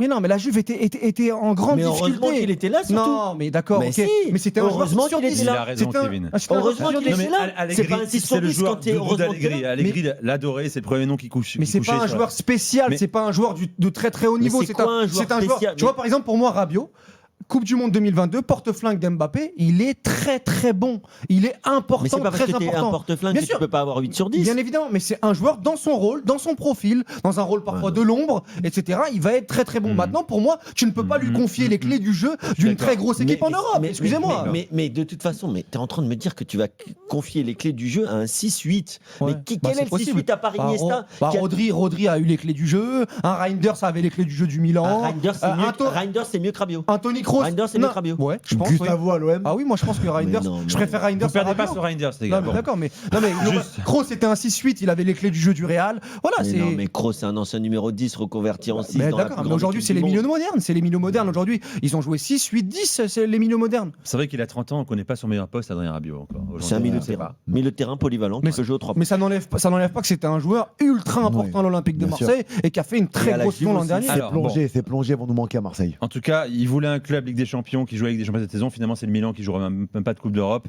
Voilà, il sera dans l'entrejeu d'Allegri, qu'il a adoré à la Juve. C'est important pour un joueur de retrouver un coach qu'il a aimé. Parce qu'un joueur, on n'en parle pas souvent, mais un joueur a besoin de se sentir aimé pour être bon. Ouais, tu as toujours été aimé. Vous disiez, est-ce que c'est. Moi, je trouve que c'est un peu décevant en fait de le voir finir à Milan. J'aurais attendu plus haut, tu vois, sortir de Marseille. Alors évidemment, il y a le contexte qui joue beaucoup. Le contexte. Ça se finit en fin de mercato, comme ça, etc. Mais je sais pas, j'aurais bien aimé le voir en première ligue, par exemple. Et avec tout le respect, être très très aimé par Massimiliano Allegri, c'est pas non plus la meilleure carte postale du football. On est d'accord. C'est-à-dire que, excusez-moi, avec tout le respect, c'est un immense coach. Rajoute pas le respect, c'est pas grave. Avec tout le respect, oui, mais on sait que tu le respectes. Voilà, mais tu craches pas dessus. Carte de visite plus que carte postale. Après, Nico, si tu veux, en fait, tu peux prendre mes. Non, mais c'est pas obligé de ponctuer chaque avis tranché par avec tout le respect. L'humain, il est comme ça. En revanche, le coach, non. Voilà, mais j'ai un problème avec le coach et ses ambitions. Son ambition dans le coach. Très bien. Avec tout le respect. Et ma parole, Robinho, il aurait été avec toi. Ah ouais? Une embrouille dans le vestiaire. Robinho, Allegri, c'était une dinguerie. Ah, il aimait pas? Oh là là, une embrouille, ils se sont pris la tête et tout ça. Et après, Allegri lui a dit arrête de faire le malin, partout où t'as été, t'as foutu le bordel. Il lui a dit vas-y, refais-moi ta carrière à toi. Et dans le vestiaire devant tout le monde, il dit donne-moi ta carrière. C'est quoi ta carrière? Je te jure. Et c'était très tendu entre les deux. Ah ouais. C'était incroyable. Il est panzonzon, Robinho, là? Non, il a des sales histoires. Moi, je parle quand même. Bon, là, on connaît. Il a les sales histoires. C'est très très sale Mais histoire. quel joueur, Robinho? Parce qu'on parle du Milan. Et il était incroyable. Je rappelle que tu as joué au Milan aussi. Et il avait un peu de gras, un petit peu, c'est vrai. Mais je vous jure, quand un contre un, bah oui, il faisait danser tout le monde. Et on était à notre apogée, on était costaud quand même. Ah, c'était chaud quand je me suis dit, à l'époque, comment il devait être. Ah, tu parles pas du Milan avec Bakay Traoré, etc. Moi, je parle du Milan. Quand j'arrivais à Milan, il y avait des bons joueurs. Il y avait Kaka. Ouais, Kaka, Ricardo Kaka. Il y avait Honda, il y avait Balotelli, il y avait Robinho. C'est l'année où Tarap, il arrive en janvier, il fait n'importe quoi là. Il fait pas n'importe quoi. Non, quand je dis n'importe quoi, sur le terrain, c'est n'importe quoi. Le stade, à un moment donné, il arrivait sur la pointe des pieds. Le match contre l'Atlético en 8ème de finale de Ligue des Champions. Écoute, dès qu'il était sur le terrain, tout le monde se levait. Il venait le voir jouer, il mettait des petits ponts, il s'amusait avec les adversaires. C'était une dinguerie. Quelque chose. Je me rappelle. Je vais pas vous niquer votre émission. Mais non, tu rigoles. Nous, on se régale. Attends, on n'est pas dans ces vestiaires-là. Par contre, pour revenir à Rabiot, le prime. Non, Rabiot, c'est fini. C'est quand même. C'est Cupillard. Il est extraordinaire. Il faut aimer le football pour voir ce qu'il a fait. C'est une dinguerie. C'est choquant. T'es en train dans les délires de Balotelli ou pas, toi, ou jamais? Non, il était trop fou. Je veux que je dise un truc. Je te jure que Mario, il est barjot. Quand j'étais à Marseille, j'avais besoin d'être concentré, d'être. C'est Marseille, tu vois. Et même moi, j'avais besoin de prouver et tout. Quand il arrivait à Marseille et que je voyais Mario sur mon téléphone, j'étais pas tranquille. J'avais la boule au ventre. Quand t'as Mario qui t'appelle à minuit, c'est pas normal. C'est pour un feu d'artifice dans une baignoire, peut-être, par exemple. Voilà pour Adrien Rabiot. Alors, Paul Pogba aussi. C'est quand même une triste fin pour Rabiot. Ancien coéquipier. Attends, ça va. C'est pas la fin, il a 30 ans. Non, une triste fin par rapport à ce qu'il a. À Marseille, tu veux dire, ouais. Démarré à Marseille l'année dernière. Ça, c'est sûr. Pogba. Ce sera pas une triste fin pour l'OM. Écoutez, Adi Hutter. Pour l'OM aussi. Adi Hutter, son coach à Monaco, qui a parlé de Paul Pogba. Tu nous en parleras aussi, Adil, dans un instant. Oui, je pense qu'il y a clairement un risque sur la façon dont fonctionnera le plan de remise à niveau de Paul Pogba, combien de temps ça prendra pour qu'il ait un réel impact sur le terrain. Mais on a aussi l'opportunité de lancer des jeunes. Aladji Bamba a déjà joué et sort d'une très bonne préparation. Mamadou Koulibaly également. Si on signe trop de joueurs confirmés, on bloque l'espace pour ces jeunes. Ça fait partie de notre stratégie. On doit être courageux et continuer notre projet dans cette direction. Bon, Adi Hutter dira aussi qu'il ne pourra revenir qu'après la trêve internationale, la prochaine. Donc c'est en octobre, ce qui ne veut pas dire qu'il sera là forcément en octobre sur le terrain. On imagine, on espère pour lui qu'il sera là avant la fin de l'année civile. L'origine. Vas-y. J'ai oublié, j'ai pas encore l'expérience, tu vois. C'est quoi l'origine de sa blessure? Pourquoi ça prend autant de temps? Parce que moi, c'est un ami, c'est vrai. Mais jamais je parle de tout ça avec lui. Même pour les clubs, à l'époque, on me demandait, demande-lui où est-ce qu'il va. On n'en parle jamais tout simplement parce que si ça sort, il peut me prendre pour une top. Donc jamais, à tous mes amis, je demande jamais ce genre de choses. Mais c'est vrai qu'on aimerait savoir la... Au début, on parlait de réathlétisation, c'est ça, Kevin? Une très longue période sans jouer, Adil. Ça fait très longtemps. 3 ans. On peut déjà l'intégrer, tu sais, sur une demi-heure. Il peut le faire facile si la blessure... En fait, ce que je comprends pas, moi je connais pas du tout, donc je connais pas du tout la situation physiologique de Paul Pogba, mais il y a des mecs qui reviennent des croisés. Les croisés, c'est une blessure autrement plus grave que être arrêté pendant 2 ans. Certes, tu n'as pas pu t'entraîner avec un groupe, etc. Après, il avait eu des blessures aussi, Kev. C'est pas que son corps, il est remis de ces petites blessures. Je l'espère pour lui. Après, je sais pas s'il a d'autres blessures entre-temps. Ça, on n'est pas au courant. Mais il ne te faut pas quand même 6 mois pour refaire 30 minutes en Ligue 1. Non, mais c'est vrai que la situation elle est un peu opaque autour de son état physique. On ne sait pas. Monaco il communique pas plus précisément. On n'a pas. Tu vois, on ne peut pas affirmer qu'il va rejouer forcément cette saison. Ça me paraît quand même très. La dernière fois qu'il a joué, c'était en 2023. La dernière saison à plus de 20 matchs, c'est 2021-2022. Non, mais on parle pas de 20 matchs. Là. On parle juste de un match. Non, mais les gars, je sais pas si on se rend compte de la route de Pogba pour revenir à son meilleur niveau. On l'a déjà expliqué cet été. C'est-à-dire que retravailler physiquement, avec que ce soit individuellement et même en groupe, tous les jours, sur les oppositions, ne pas avoir l'appréhension du retour sur un match et de repartir pendant 2-3 mois avec un pépin physique. Moi, j'ai l'impression que quand il arrive à Monaco, on a minimisé cet aspect-là, mais même et puis même l'aspect mental, c'est-à-dire que avec tout ce qu'il a traversé, Pogba, moi, j'ai toujours dit, moi, je suis un grand, enfin, je suis pas le seul, mais on est tous très fans. Avec tout le respect. Non, mais on est tous très fans de Paul Pogba et il nous a fait rêver en 2018. Ça a été un joueur fantastique, peut-être l'un des plus talentueux à son poste qu'on ait connu dans ce pays.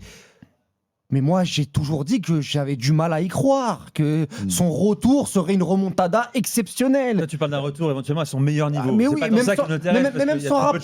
même sans rapprocher, faire une saison à 15 matchs à Monaco, j'ai du mal à y croire. Et je veux même pas te dire que j'y crois pas une seconde, parce que je pourrais y aller là-dessus. Moi, j'ai envie d'y croire, parce que déjà, on le voit pleurer. C'est vrai que ça prouve le chemin. Ça, incroyable. D'ailleurs, quand on en parle, j'ai encore la chair de poule, parce que c'est un ami, de le voir comme ça, ça m'avait marqué. Je n'ose même pas imaginer ce qu'il a vécu. Mais moi, j'ose y croire parce que je sais qu'il a beaucoup travaillé. T'as déjà vu un mec qui a raté 4 ans comme ça et qui est revenu à son niveau? Ouais, mais c'est pour ça que le football est beau. On a des belles histoires à vivre et je pense que Pogba peut nous donner une très belle leçon. Moi, la seule question que je me pose, c'est l'origine de sa blessure. Parce que même si tu arrêtes pendant 4 ans, je le sais qu'il s'est préparé. Il se prépare énormément. Il attend ça avec impatience. Lui plus que tout le monde, que toute la planète football. Mais à un moment donné, c'est vrai que il va reprendre 15 minutes. Il aurait déjà dû reprendre 15 minutes, 30 minutes, une mi-temps à 32 ans. 32 ans, c'est pas non plus, c'est pas 35, c'est pas 36. Il y a encore du potentiel, surtout avec son profil. Je pense qu'il va beaucoup apporter à l'AS Monaco. Mais j'ai vraiment envie d'y croire. Je pense pas que Monaco, c'est un club quand même qui est assez compliqué. On rentre pas dans ce club aussi facilement. Après, c'est un environnement quand même propice, plus calme, tu vois. Au niveau du staff médical aussi, ils prennent pas un joueur en se disant bon ben c'est aussi un salaire. Je suis pas d'accord avec vous. Pour moi, ça pue le coup médiatique. Monaco, ils n'ont pas besoin de trucs médiatiques. C'est une équipe qui tourne très bien. Il y a des stars. Enfin, des stars, on est d'accord, on s'entend quand je dis stars. En France, tu as des joueurs qui tournent très bien. Golovin, Agliouche, Minamino. Mais pour l'instant, Adil, avec tout le respect de Paul Pogba, et il te concurrence plus. Ton respect, on sait que tu respectes tout le monde. Mais il te concurrence beaucoup plus sur Twitch que sur le terrain, ses coéquipiers pour l'instant. C'est-à-dire que pour l'instant, je l'ai vu avec Ice Speed, je l'ai vu. T'es dur avec non, mais je suis pas dur. Je dis juste que pour l'instant. C'est le personnage qui est comme ça. Et bien il évidemment, a toujours été comme ça. Et c'est une star. Et c'est ça que je te parle de coup médiatique. Ce serait très bien pour Monaco. Mais je dis juste que même. Tu parlais d'émotion tout à l'heure. On a tous été émus par ces images. Mais lui, quand il va refouler une pelouse, comment il va gérer ça émotionnellement? Avec tout ce que ça représente, avec tout ce que ça peut représenter. Et son vécu familial. Il a une force. Paul Pogba, il a une force mentale extraordinaire. C'est pour ça que moi, si je me dis que c'est pas un ami, parce que je le connais, je me dis ouais, c'est vrai que j'aurais réagi comme toi, j'aurais pensé comme toi. 4 ans, c'est dur de revenir et à 32 ans. Mais toute l'énergie qu'il a mis dans cette préparation, la personnalité qu'il peut avoir et tout ça, je pense que Paul Pogba est prêt pour. Moi, je serais le premier à valoriser son retour à la hauteur du challenge. Vraiment. Le plus dur pour, t'en as un peu parlé Walid, mais le plus dur pour lui, c'est pas de revenir, c'est de jouer libéré. C'est de jouer libéré, sans se dire vas-y, je vais faire un sprint de 40 mètres, mais je vais pas me blesser. Et enchaîner. Enchaîner. Moi, quand je vois Ismaël Benasser qui est revenu à l'Olympique de Marseille, qui a fait un premier match contre Angers, 60 premières minutes, on s'est dit mais s'il joue à ce niveau-là, il est titulaire indiscutable dans cette équipe. Sauf que Benasser, depuis sa grosse blessure en demi-finale de Ligue des Champions contre l'Inter, il n'arrive pas à enchaîner 3 matchs. Aujourd'hui, il est au Dynamo Zagreb. C'est-à-dire qu'un mec qui, pendant un an, il a eu un trou. c'est pas 4 ans. Oui, mais c'est 1 an. c'est pas qualité son degré de motivation pour revenir, sa rigueur. Et les gars, à un moment donné, tu peux pas aller contre ton corps. Ton corps, à un moment donné, t'envoie des signaux. Tu fais comment? T'es mort. Après, là, il est à Monaco.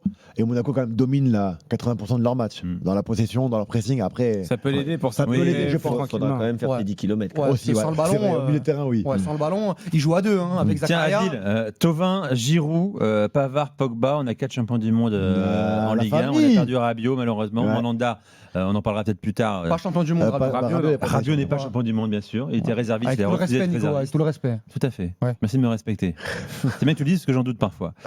Lequel va réussir le plus réussir son retour au pays, tu penses? Des bonnes questions, vous avez des bonnes questions. Hein.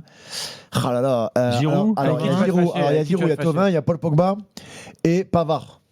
Ok, je suis tenté de vous dire entre Pavard et Flotov. Non, il n'y a pas de entre ici. C'est l'ancien Marseillais ou le Marseillais? Donc tu es en train de dire que Giroud va pas réussir? Non, j'ai dit qu'ils vont tous les 4 peut-être réussir, mais celui que la question c'est le plus réussir. Oui, c'est ça. Ouais, d'accord. Hein. Oui, il écoute. Je suis attentif. J'ai envie de dire Pavard parce que c'est là où il y a le plus grand manque. C'est-à-dire que Lille tourne déjà très bien. Tourne bien, il n'y a pas de polémique. Monaco tourne très bien. Lens, c'est une équipe qui tourne bien, l'ambiance. Et puis Adil, il y a Egaman. Là, Ali, il y a Egaman, Superman. Hey, c'est le Ronaldo marocain. T'aimes bien aussi Egaman, toi? Je le kiffe. Coup de cœur. Sur ma chaîne Twitch, j'en ai parlé, ça fait maintenant presque 10 mois et je suis tellement content et fier, peuple marocain. Donc je dirais Pavard parce que c'est là où il y a le plus grand manque et c'est lui qui va réussir à Marseille. Comme c'est un club très médiatisé, très populaire et on en fait aussi beaucoup quand ça va pas et aussi beaucoup quand ça va bien. Donc je pense que c'est lui qui risque de bien le réussir. Voilà. Je viens de recevoir un message d'Olivier Giroud où tu diras à Adil que c'est fini. Non mais par contre Giroud, les 15 buts, je les attends. Je pense qu'il est capable de mettre ses 15 buts. Il est déjà à 2 buts là, c'est ça? Pour l'instant, il a 2 buts. Il a même raté un penalty, il aurait pu être à 3. Adil, tu restes avec nous encore. Hein. Il nous reste une grosse demi-heure ensemble dans Génération After avec Jimmy, Walid et Kevin. On revient dans quelques secondes, bien sûr. À tout de suite.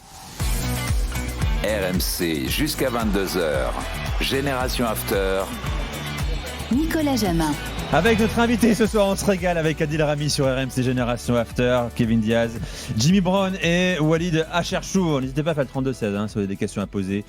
Adil Rami, sa carrière, sur Rudiger. Alors d'abord Rudiger, on vient d'en parler pendant la pause. C'est le moment où on enregistre le podcast. C'était pas dans Génération After. Là, il faut l'écouter. Adil, je tease, avait dit que à ton prime, t'étais meilleur que Rudiger Prime également. Il a développé. Écoutez, téléchargez le podcast. Alors là, on a déjà envoyé. C'est un des meilleurs, c'était pas dans l'after. C'était pas dans Génération. C'est un ratable.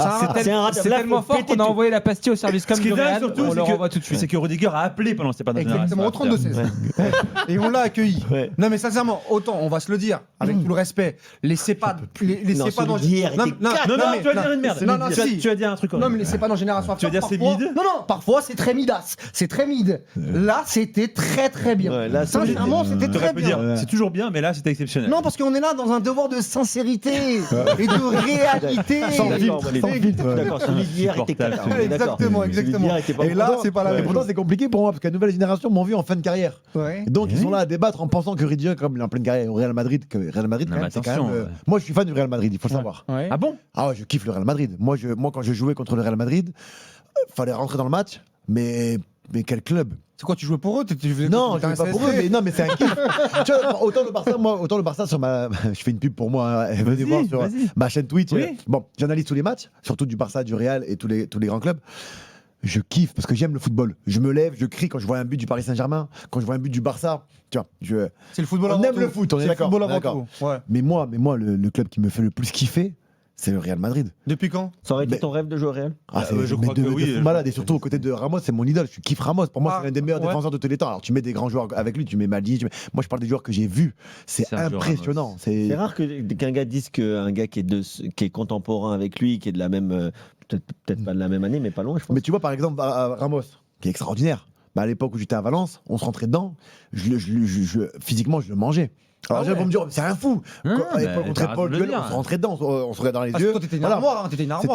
Fallait. Mais Cristiano Ronaldo, alors attention, on parle des meilleurs joueurs du monde. Vas-y, viens, je te rentre dedans. S'il faut que. Et ils savaient, les mecs en face. C'est que la nouvelle génération qui oublie. Ils oublient, on peut pas leur en vouloir. Ils n'ont pas vu. Non, ils n'ont pas vu ces matchs-là. Bon, qui est le joueur qui t'a fait le plus mal? C'est une question qu'on a posée à Gaël hier. Alors pour les gens, encore une fois, pour la nouvelle génération, avec le grand respect que j'ai pour cette génération. Avec tout le respect. Parce que j'ai une histoire. Sur Twitter, c'est la nouvelle Voilà, génération. c'est ça. J'ai une histoire quand même qui fait partie des plus belles histoires du monde du football. Il faut la raconter. Et j'en suis fier. Donc c'est pour ça que je suis pas là pour. Je confirme mon histoire. Mais je suis arrivé à 19 ans, 20 ans dans le monde professionnel, j'étais mécanicien. Et donc, du coup, il a fallu que j'apprenne sur le tard, sur les terrains de Ligue 1. On m'a pas appris, moi, le métier de défenseur central.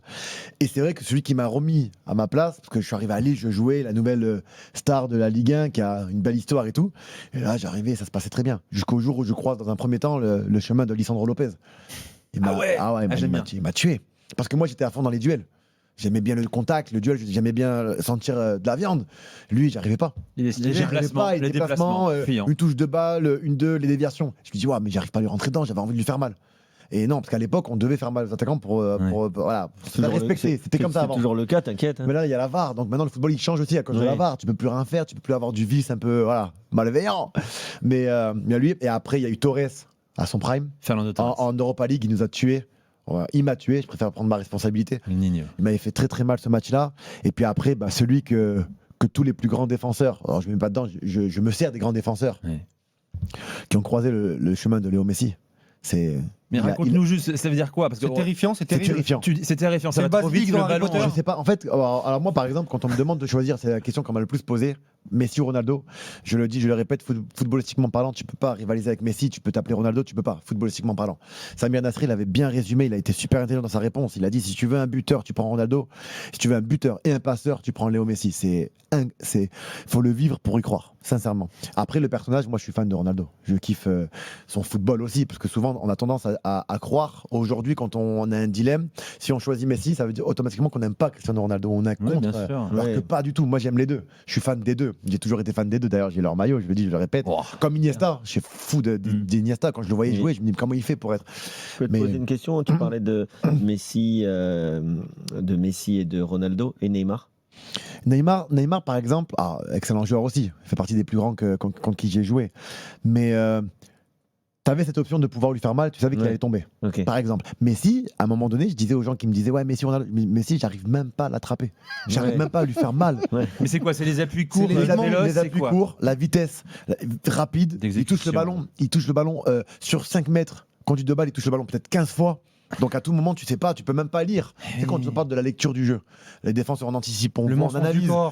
Impossible. Et puis après, à cause de lui ou grâce à lui, il y a des joueurs sous-cotés autour de lui qui nous ont fait mal avec leur déplacement qui allait super bien. Pedro, c'était très déplacement sous-coté parfait avec lui. Très sous-coté. C'était incroyable. Donc moi, Léo Messi, j'oublierai jamais. Et moi, je me rappelle la première fois où je signe à Valence, je vais pour jouer, mon premier match contre le Barça, avec la mentalité française. En tout cas, on est un peu moins compétiteur. C'est ce que j'ai ressenti. On a moins la culture de la gagne. Les Espagnols, pour eux, c'est bon, c'est Mestalla. Ils vont pas gagner. Alors que moi, je dis, j'espère qu'on n'en prendra pas 5. Voilà, j'ai eu peur, en vrai. Et vous en aviez pris combien à l'époque? 2-2. 2-2 premier match. Abidal, Dani Alves, une belle équipe. Au milieu de terrain, belle équipe. Tu t'équipes sympa. C'est la plus grande de l'histoire. Mais tu vois ce qui est intéressant dans ce que tu dis, c'est que tu parlais du fait que la VAR maintenant est dans le foot. Alors il y en a qui comprennent pas pourquoi on est contre la VAR, etc. Mais tu as parlé d'un truc, tu as beaucoup dit, tu voulais lui faire mal. Et moi, souvent, quand je parle avec des jeunes, tu vois, ils disent mais un défenseur et tout, il faut que ça soit propre. Et non, un défenseur, en fait, il faut qu'il fasse mal. Tu peux être propre, mais en faisant mal. Mais bien sûr, mais il faut faire mal. Il faut faire mal quand tu es souvent sans vouloir bien sûr comparer quoi que ce soit, mais souvent on me dit qu'est-ce qui te manque dans le foot? Mais moi, en fait, c'est pas. Alors oui, mettre un petit pont, humilier un mec, ça c'est sympa et tout. Mais en fait, ce qui me manque, c'est l'agressivité que tu peux transformer. Tu vois, sans vouloir blesser quelqu'un, mais ne serait-ce que faire mal par un crochet, faire mal par un petit pont, faire mal par un tampon, tu vois. Et c'est cette agressivité-là qu'on a tous en nous, en tant qu'humains, en tant que Et ce que tu dis, moi, c'est ce que j'adore dans vos défenseurs, dans ces défenseurs-là, Ramos, Rami. Mais toi, tu te décrivais comme un défenseur méchant parce que moi, dans l'idée, je te voyais comme gentil comme ça. Je te voyais comme alors peut-être que je me trompe, parce que j'avais des yeux d'adolescent à l'époque, comme un défenseur très athlétique. dans le duel, mais qui avec le ballon parfois avait beaucoup de défauts. Ouais. Et est-ce que tu étais ce joueur-là? J'ai commencé comme ça à Lille. Vraiment, j'ai tout misé. En fait, pour les jeunes qui nous écoutent, j'ai tout misé sur ce que je savais faire de mieux. Comme j'étais, faut pas oublier, mécanicien, j'avais l'impact athlétique, mon duel de la tête, j'avais une détente, c'était incroyable, et mes transversales. Bon, pas toujours réussi, mais c'était mon point fort. Et quand j'ai arrivé dans le monde pro, j'ai dit, joue avec tes qualités, ça sert à rien de faire le technicien.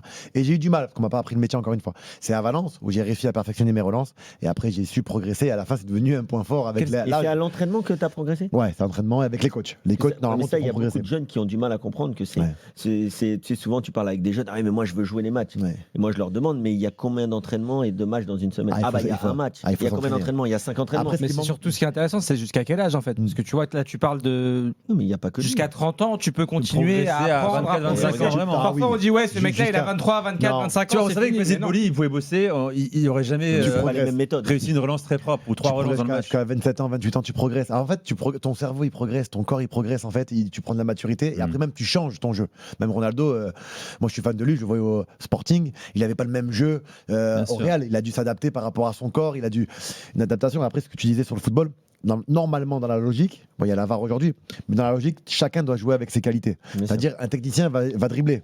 Donc, mais si un défenseur, tu lui enlèves ses qualités athlétiques, tu lui enlèves quelque chose. Donc c'est compliqué ça. Adil, quel est aujourd'hui le défenseur central qui te fait rêver? Enfin rêver. Qui me fait rêver, non, il y en a que tu adores dans ce qu'il produit sur le terrain, dans le langage corporel, le côté leader aussi. Il y a personne qui me fait rêver dans le football actuel.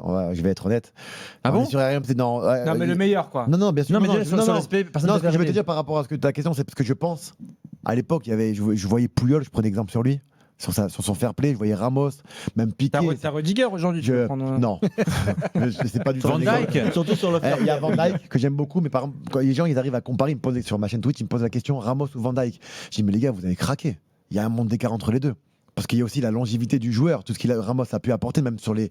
Ramos, il a très souvent été présent dans les grandes finales. Tu sais que c'est important pour toi d'être dans les grands matchs. C'est incroyable, c'est incomparable. Mais aujourd'hui, si tu me demandes de faire une défense à 3 par exemple, pas prendre beaucoup de risques, il est bon, il fait des questions, les réponses. Mais tu me fais une défense très solide avec 3 Français. Tu me sors Saliba, Upamecano et Konaté, je te jure que c'est une dinguerie. Ah ouais? Moi, tu prends pas un espagnol par exemple, Heusen ou Koubarsi, la nouvelle génération? Je vais rester sur. Moi, je veux rester sur du solide, tu vois. J'ai l'impression qu'ils s'entendent bien. Pour toi, un défenseur central, parce qu'aujourd'hui, on parlait de Balerdi tout à l'heure, c'était un débat intéressant. Qu'est-ce que demandent les nouveaux coachs? Qu'est-ce que demande le nouveau football? Est-ce qu'un Adil Rami aujourd'hui pourrait exister? Est-ce que être. Saliba, c'est un bon défenseur. Par exemple, on a Pacho l'année dernière qui a fait une super saison. J'ai kiffé sa saison. Et il a fait une saison pour faire mal, c'est-à-dire c'était un défenseur qui défendait. Et il est bon, je vais préciser juste un truc, il est bon aussi, on l'oublie souvent, grâce à Marquinhos qui a un peu moins bien parce qu'il prend de l'âge aussi, on va pas se mentir. Parce que moi j'ai eu le sentiment que c'était Pacho qui rendait meilleur Marquinhos. Je suis sûr et certain que je te jure que Marquinhos avec sa communication, son expérience et tout, il canalise des jeunes ce mec. C'est là où je disais qu'il manque un leader à. Mais moi je peux plus avoir un défenseur qui fait que défendre. Moi j'ai besoin, avec les nouveaux coachs notamment, de faire évoluer le jeu. Dans les relances, tu veux dire. Moi le prochain, le mec, le crack que je suis en train de manger, non que tout le monde est en train de manger, c'est Hussein au Real Madrid, qui est ambidextre et qui est capable de faire avancer le jeu. Il va faire du bien au Real. Mais il y aura beaucoup de critiques sur son rôle défensif parce qu'il est un peu moins défenseur. Alors il faut l'associer. Alors il faut faire comme à l'ancienne. Il faut l'associer. Associer avec un rugueux, un Sergio Ramos, voilà. Mais pas du Rudiger. Mais il y a. Adil, ça aurait été quoi ton complément idéal, toi, en défense centrale, dans une défense à 2? Franchement. Ton complément idéal. Déjà avec Philippe Mexès, j'ai kiffé. Avec parce que c'est un putain de relanceur. C'est élégant, c'est la classe, Philippe Mexès. Par exemple, la nouvelle génération, encore une fois, ne connaît pas Philippe Mexès, ils savent pas. Exceptionnel. C'est incroyable. Mais si un jour moi très souvent on pose la question avec qui tu aurais aimé jouer et tout ça, je le dis, je le répète, c'est soit un Ramos, soit un Thiago Silva. Thiago Silva.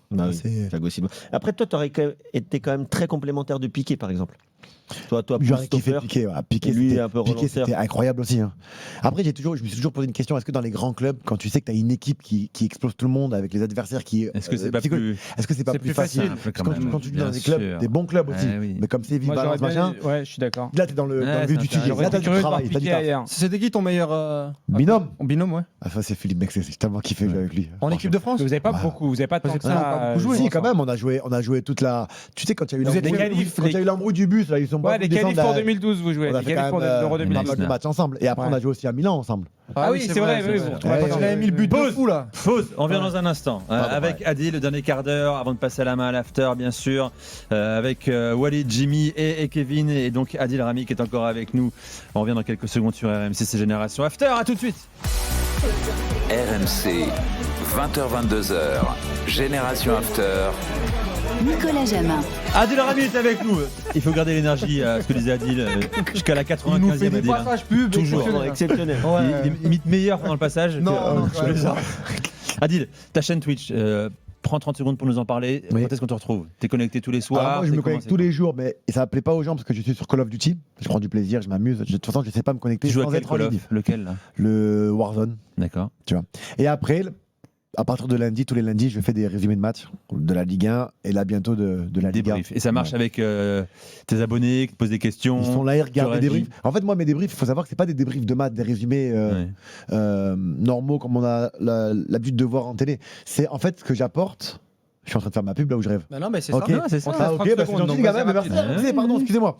C'est ce qu'on fait avant les matchs et après les matchs en vidéo. C'est les séances vidéo dans les vestiaires des pros. D'accord.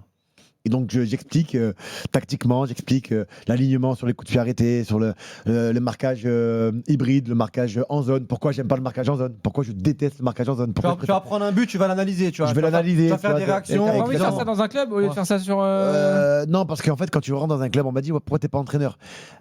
Non, mais même spé, tu vois, vidéo. Ouais, mais t'appartiens après à. Oui, à ta un parole autre n'est pas monde. libre vraiment. Et aussi. là, je m'amuse. Là, je prends du c'est plaisir. plus fun. C'est plus fun. Attends, intéressant. On va parler de la Minimal dans un instant parce que ça a beaucoup fait parler de toi sur une de tes soirées Twitch. Il y a Mbappé qui disait dans une interview, on l'a débriefé dans l'after hier soir, que en clair, le monde du foot parfois peut le dégoûter. Parce que c'est Mbappé, certes, parce qu'il est plus exposé. Il a été plus exposé que toi, bien sûr, 1000 fois plus que toi. Mais il a expliqué aussi, je ne conseillerais jamais à mon enfant de mettre les pieds dans le monde du football. Est-ce que tu es d'accord avec lui? Est-ce que c'est un milieu à ce point toxique, peu importe le statut? Alors oui, tout le monde le sait que le football, c'est la jungle. Et ça peut être toxique.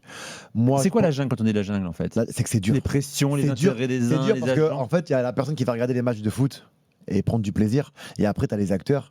Et les acteurs, nous, ce qu'on subit, encore une fois, on n'a pas à se plaindre. Parce que oui, mais tu as le droit de subir quand même. J'ai quand même. T'as le droit j'ai de quand peu même importe rendu ton fier ma salaire, maman. Adil. Non, mais Peu importe ton salaire. Mais ce que je veux dire par là, c'est que. Donc, déjà, tu as la pression de la concurrence qu'on ne voit pas en télé. Quand tu es dans un grand club, tu as toujours de la concurrence, quoi qu'il arrive. Tu as les critiques des journalistes. Tu as les nerfs, tu as une haine contre eux parce que tu te dis, pour la plupart, ils n'ont jamais joué au foot. Ils te permettent de noter, de te critiquer. La pression des supporters, ce qui est normal. À l'extérieur, tu te fais toujours insulter. Et tout ce qui gravite, les personnages qui gravitent autour du foot. Tout ça. Et après, il y a tous les renards. Tous les gens. Tu ne peux pas vivre comme tu veux, tu es obligé de te cacher, tu es obligé de. Il y a plein de trucs.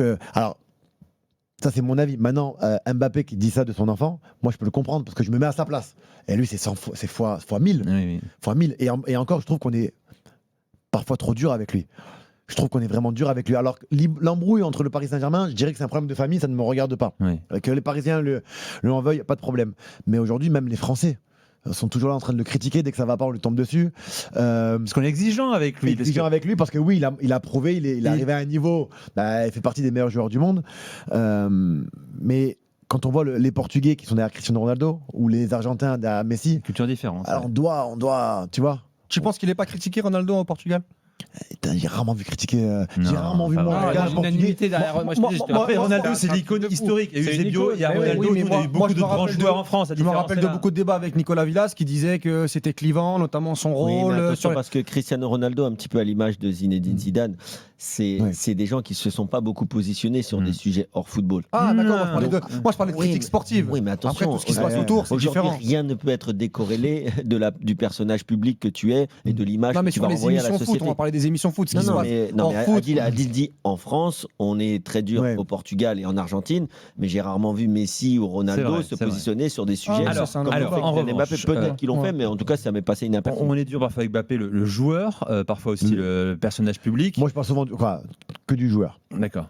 Et Lamine Yamal, t'étais dur avec lui aussi. En fait, non, j'étais pas du tout dur avec lui. Je vais vous expliquer pourquoi. Je rappelle quand même, t'as expliqué, je vais pas dire tout parce que bon, oui, voilà, oui. On va être banni, on va être banni ici. T'as dit grosso modo, je peux plus me le voir. Tu parles de son comportement. Avec une grosse insulte. Ouais, c'est vrai. Une grosse insulte. T'as été un peu loin, t'as débordé un peu. Ouais, bien sûr. J'ai débordé complètement. En fait, parfois, je fais des 5 heures à 10 heures de live par jour. Et c'est vrai que c'est là où je me sens bien libre et. Il faut le savoir pour ceux qui me connaissent, je dis beaucoup de gros mots. Je sais pas, ça me fait du bien de dire des gros mots. Tu oublies que t'es en direct et tu parles comme ça. Et là, je parle comme ça avec. Et en fait, quand toutes les personnes qui m'ont suivi sur Twitch, c'est un joueur qui nous fait tous vibrer. Moi, quand je le vois jouer, je vibre. Ah ouais. Ah mais je te jure, c'est un plaisir fou de voir ce joueur-là. C'est tellement choquant. Moi, ça me choque. C'est une attraction. Il est bon. On connaît, on va pas refaire ses qualités intrinsèquement parlant, hein, mais surtout le timing qu'il a. De se servir de son extérieur du pied, de son enroulé, les passes dès qu'il fait, le dribble, tout dans un bon timing. Et quand on voit à côté ce qu'il peut faire, en fait, tu es frustré, tu t'énerves comme si tu t'énervais auprès d'un petit frère. Tu te dis, mais t'as des qualités de fou pour prendre plusieurs ballons d'or, et je pense que c'est ce qui va se passer. Et de voir ça à côté, t'es frustré. C'est quoi, c'est à côté, c'est hors terrain, tu veux dire comportement ? Je me suis dit, merde. Alors, pas de la bonne manière, certes. Tu parles de quoi, là, les anniversaires Tu peux faire des anniversaires, mais tout. Il rentre dans plusieurs polémiques avec sa copine au début, à un moment donné, avec son anniversaire, les nains, et des trucs. Alors, bien évidemment, je déteste les on-dit. Oui. Mais il y a des on-dit autour de sa manière de vivre, les soirées, les filles, les machins. Oui, mais Adil, toi, t'as été un ancien joueur, t'as connu ça. En plus, t'as été starifié, oui. T'as été un people, t'as été un vrai sollicité, t'as été sollicité à un âge bien plus avancé que Lamine Yamal. Il a 18 ans. Moi, j'aurais aimé que à ce moment-là, parce qu'on en a pas parlé, et que tu sois peut-être dans la pédagogie, vu que toi, t'étais un ancien joueur, en disant, il a 18 ans, peut-être qu'il fera des erreurs et ça lui permettra d'avancer comme ça, parce que moi aussi, j'en ai fait, et d'être un peu plus indulgent par rapport à sa jeunesse. Et surtout, moi, ce qui m'intéresse à chaque fois que je regarde tes vidéos, c'est quand tu parles de foot. Et là, moi, par exemple, déplacer le sujet sur le hors-foot et sur ce qui se passe dans sa vie privée, etc. Est-ce que c'est notre rôle ? Tu as complètement raison. Mais c'est une forme de crainte où tu te dis, putain, on n'a pas envie de perdre notre pépite. D'accord. En fait, c'est là où je me suis dit, c'est là où je me suis frustré. Attention, tu dis un gros. Et après, avec du recul, parce qu'ils l'ont pas sorti, bien évidemment, j'ai dit, attention les gars, il a 18 ans, peut-être qu'il va mûrir. Attention à son entourage. Et ça, je l'avais dit, mais on préfère sortir le. Adil. Oui, c'est moi. Ballon d'or. Hakimi ou Dembélé ? Il y a longtemps, j'avais dit Dembélé, tout le monde s'est foutu de ma gueule. J'avais fait un classement avec Pedri, parce que Pedri, il faut pas l'oublier. Quel joueur, mais les gars, putain, on aime trop le foot, mais quel joueur. Mais je pense que je vais rester sur Dembélé. Mais Hakimi le gagne. Avoir des soucis. Hakimi, ton cœur marocain. Je préfère dire ce que je pense. T'as raison. Mais Hakimi le gagne, ça me choquerait pas. C'est mérité aussi. Ouais, sincèrement, c'est. Alors pourquoi Dembélé plus ? Dembélé, pour l'apport offensif. En fait, je sais pas si inconsciemment, je me fie aussi à.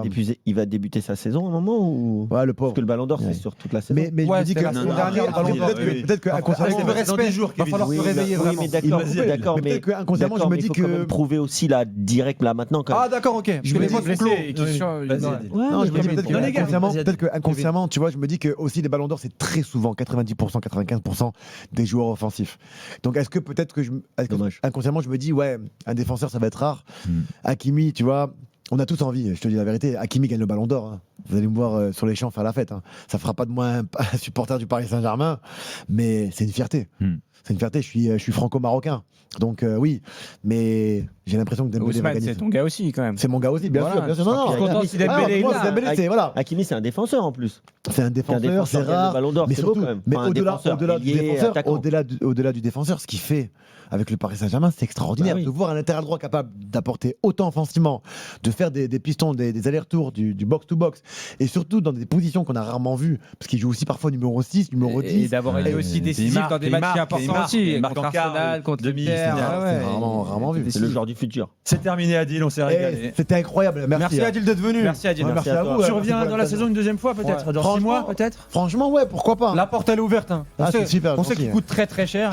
Et que nous on a une petite émission qui se lance, donc en fait on n'a pas un énorme budget. C'est votre première année les gars ? 4e. 4e année, alors pourquoi tu dis elle se lance? Bah, je sais pas pourquoi. En fait, on n'a pas un énorme budget. En plus, Kevin a pris tout l'argent.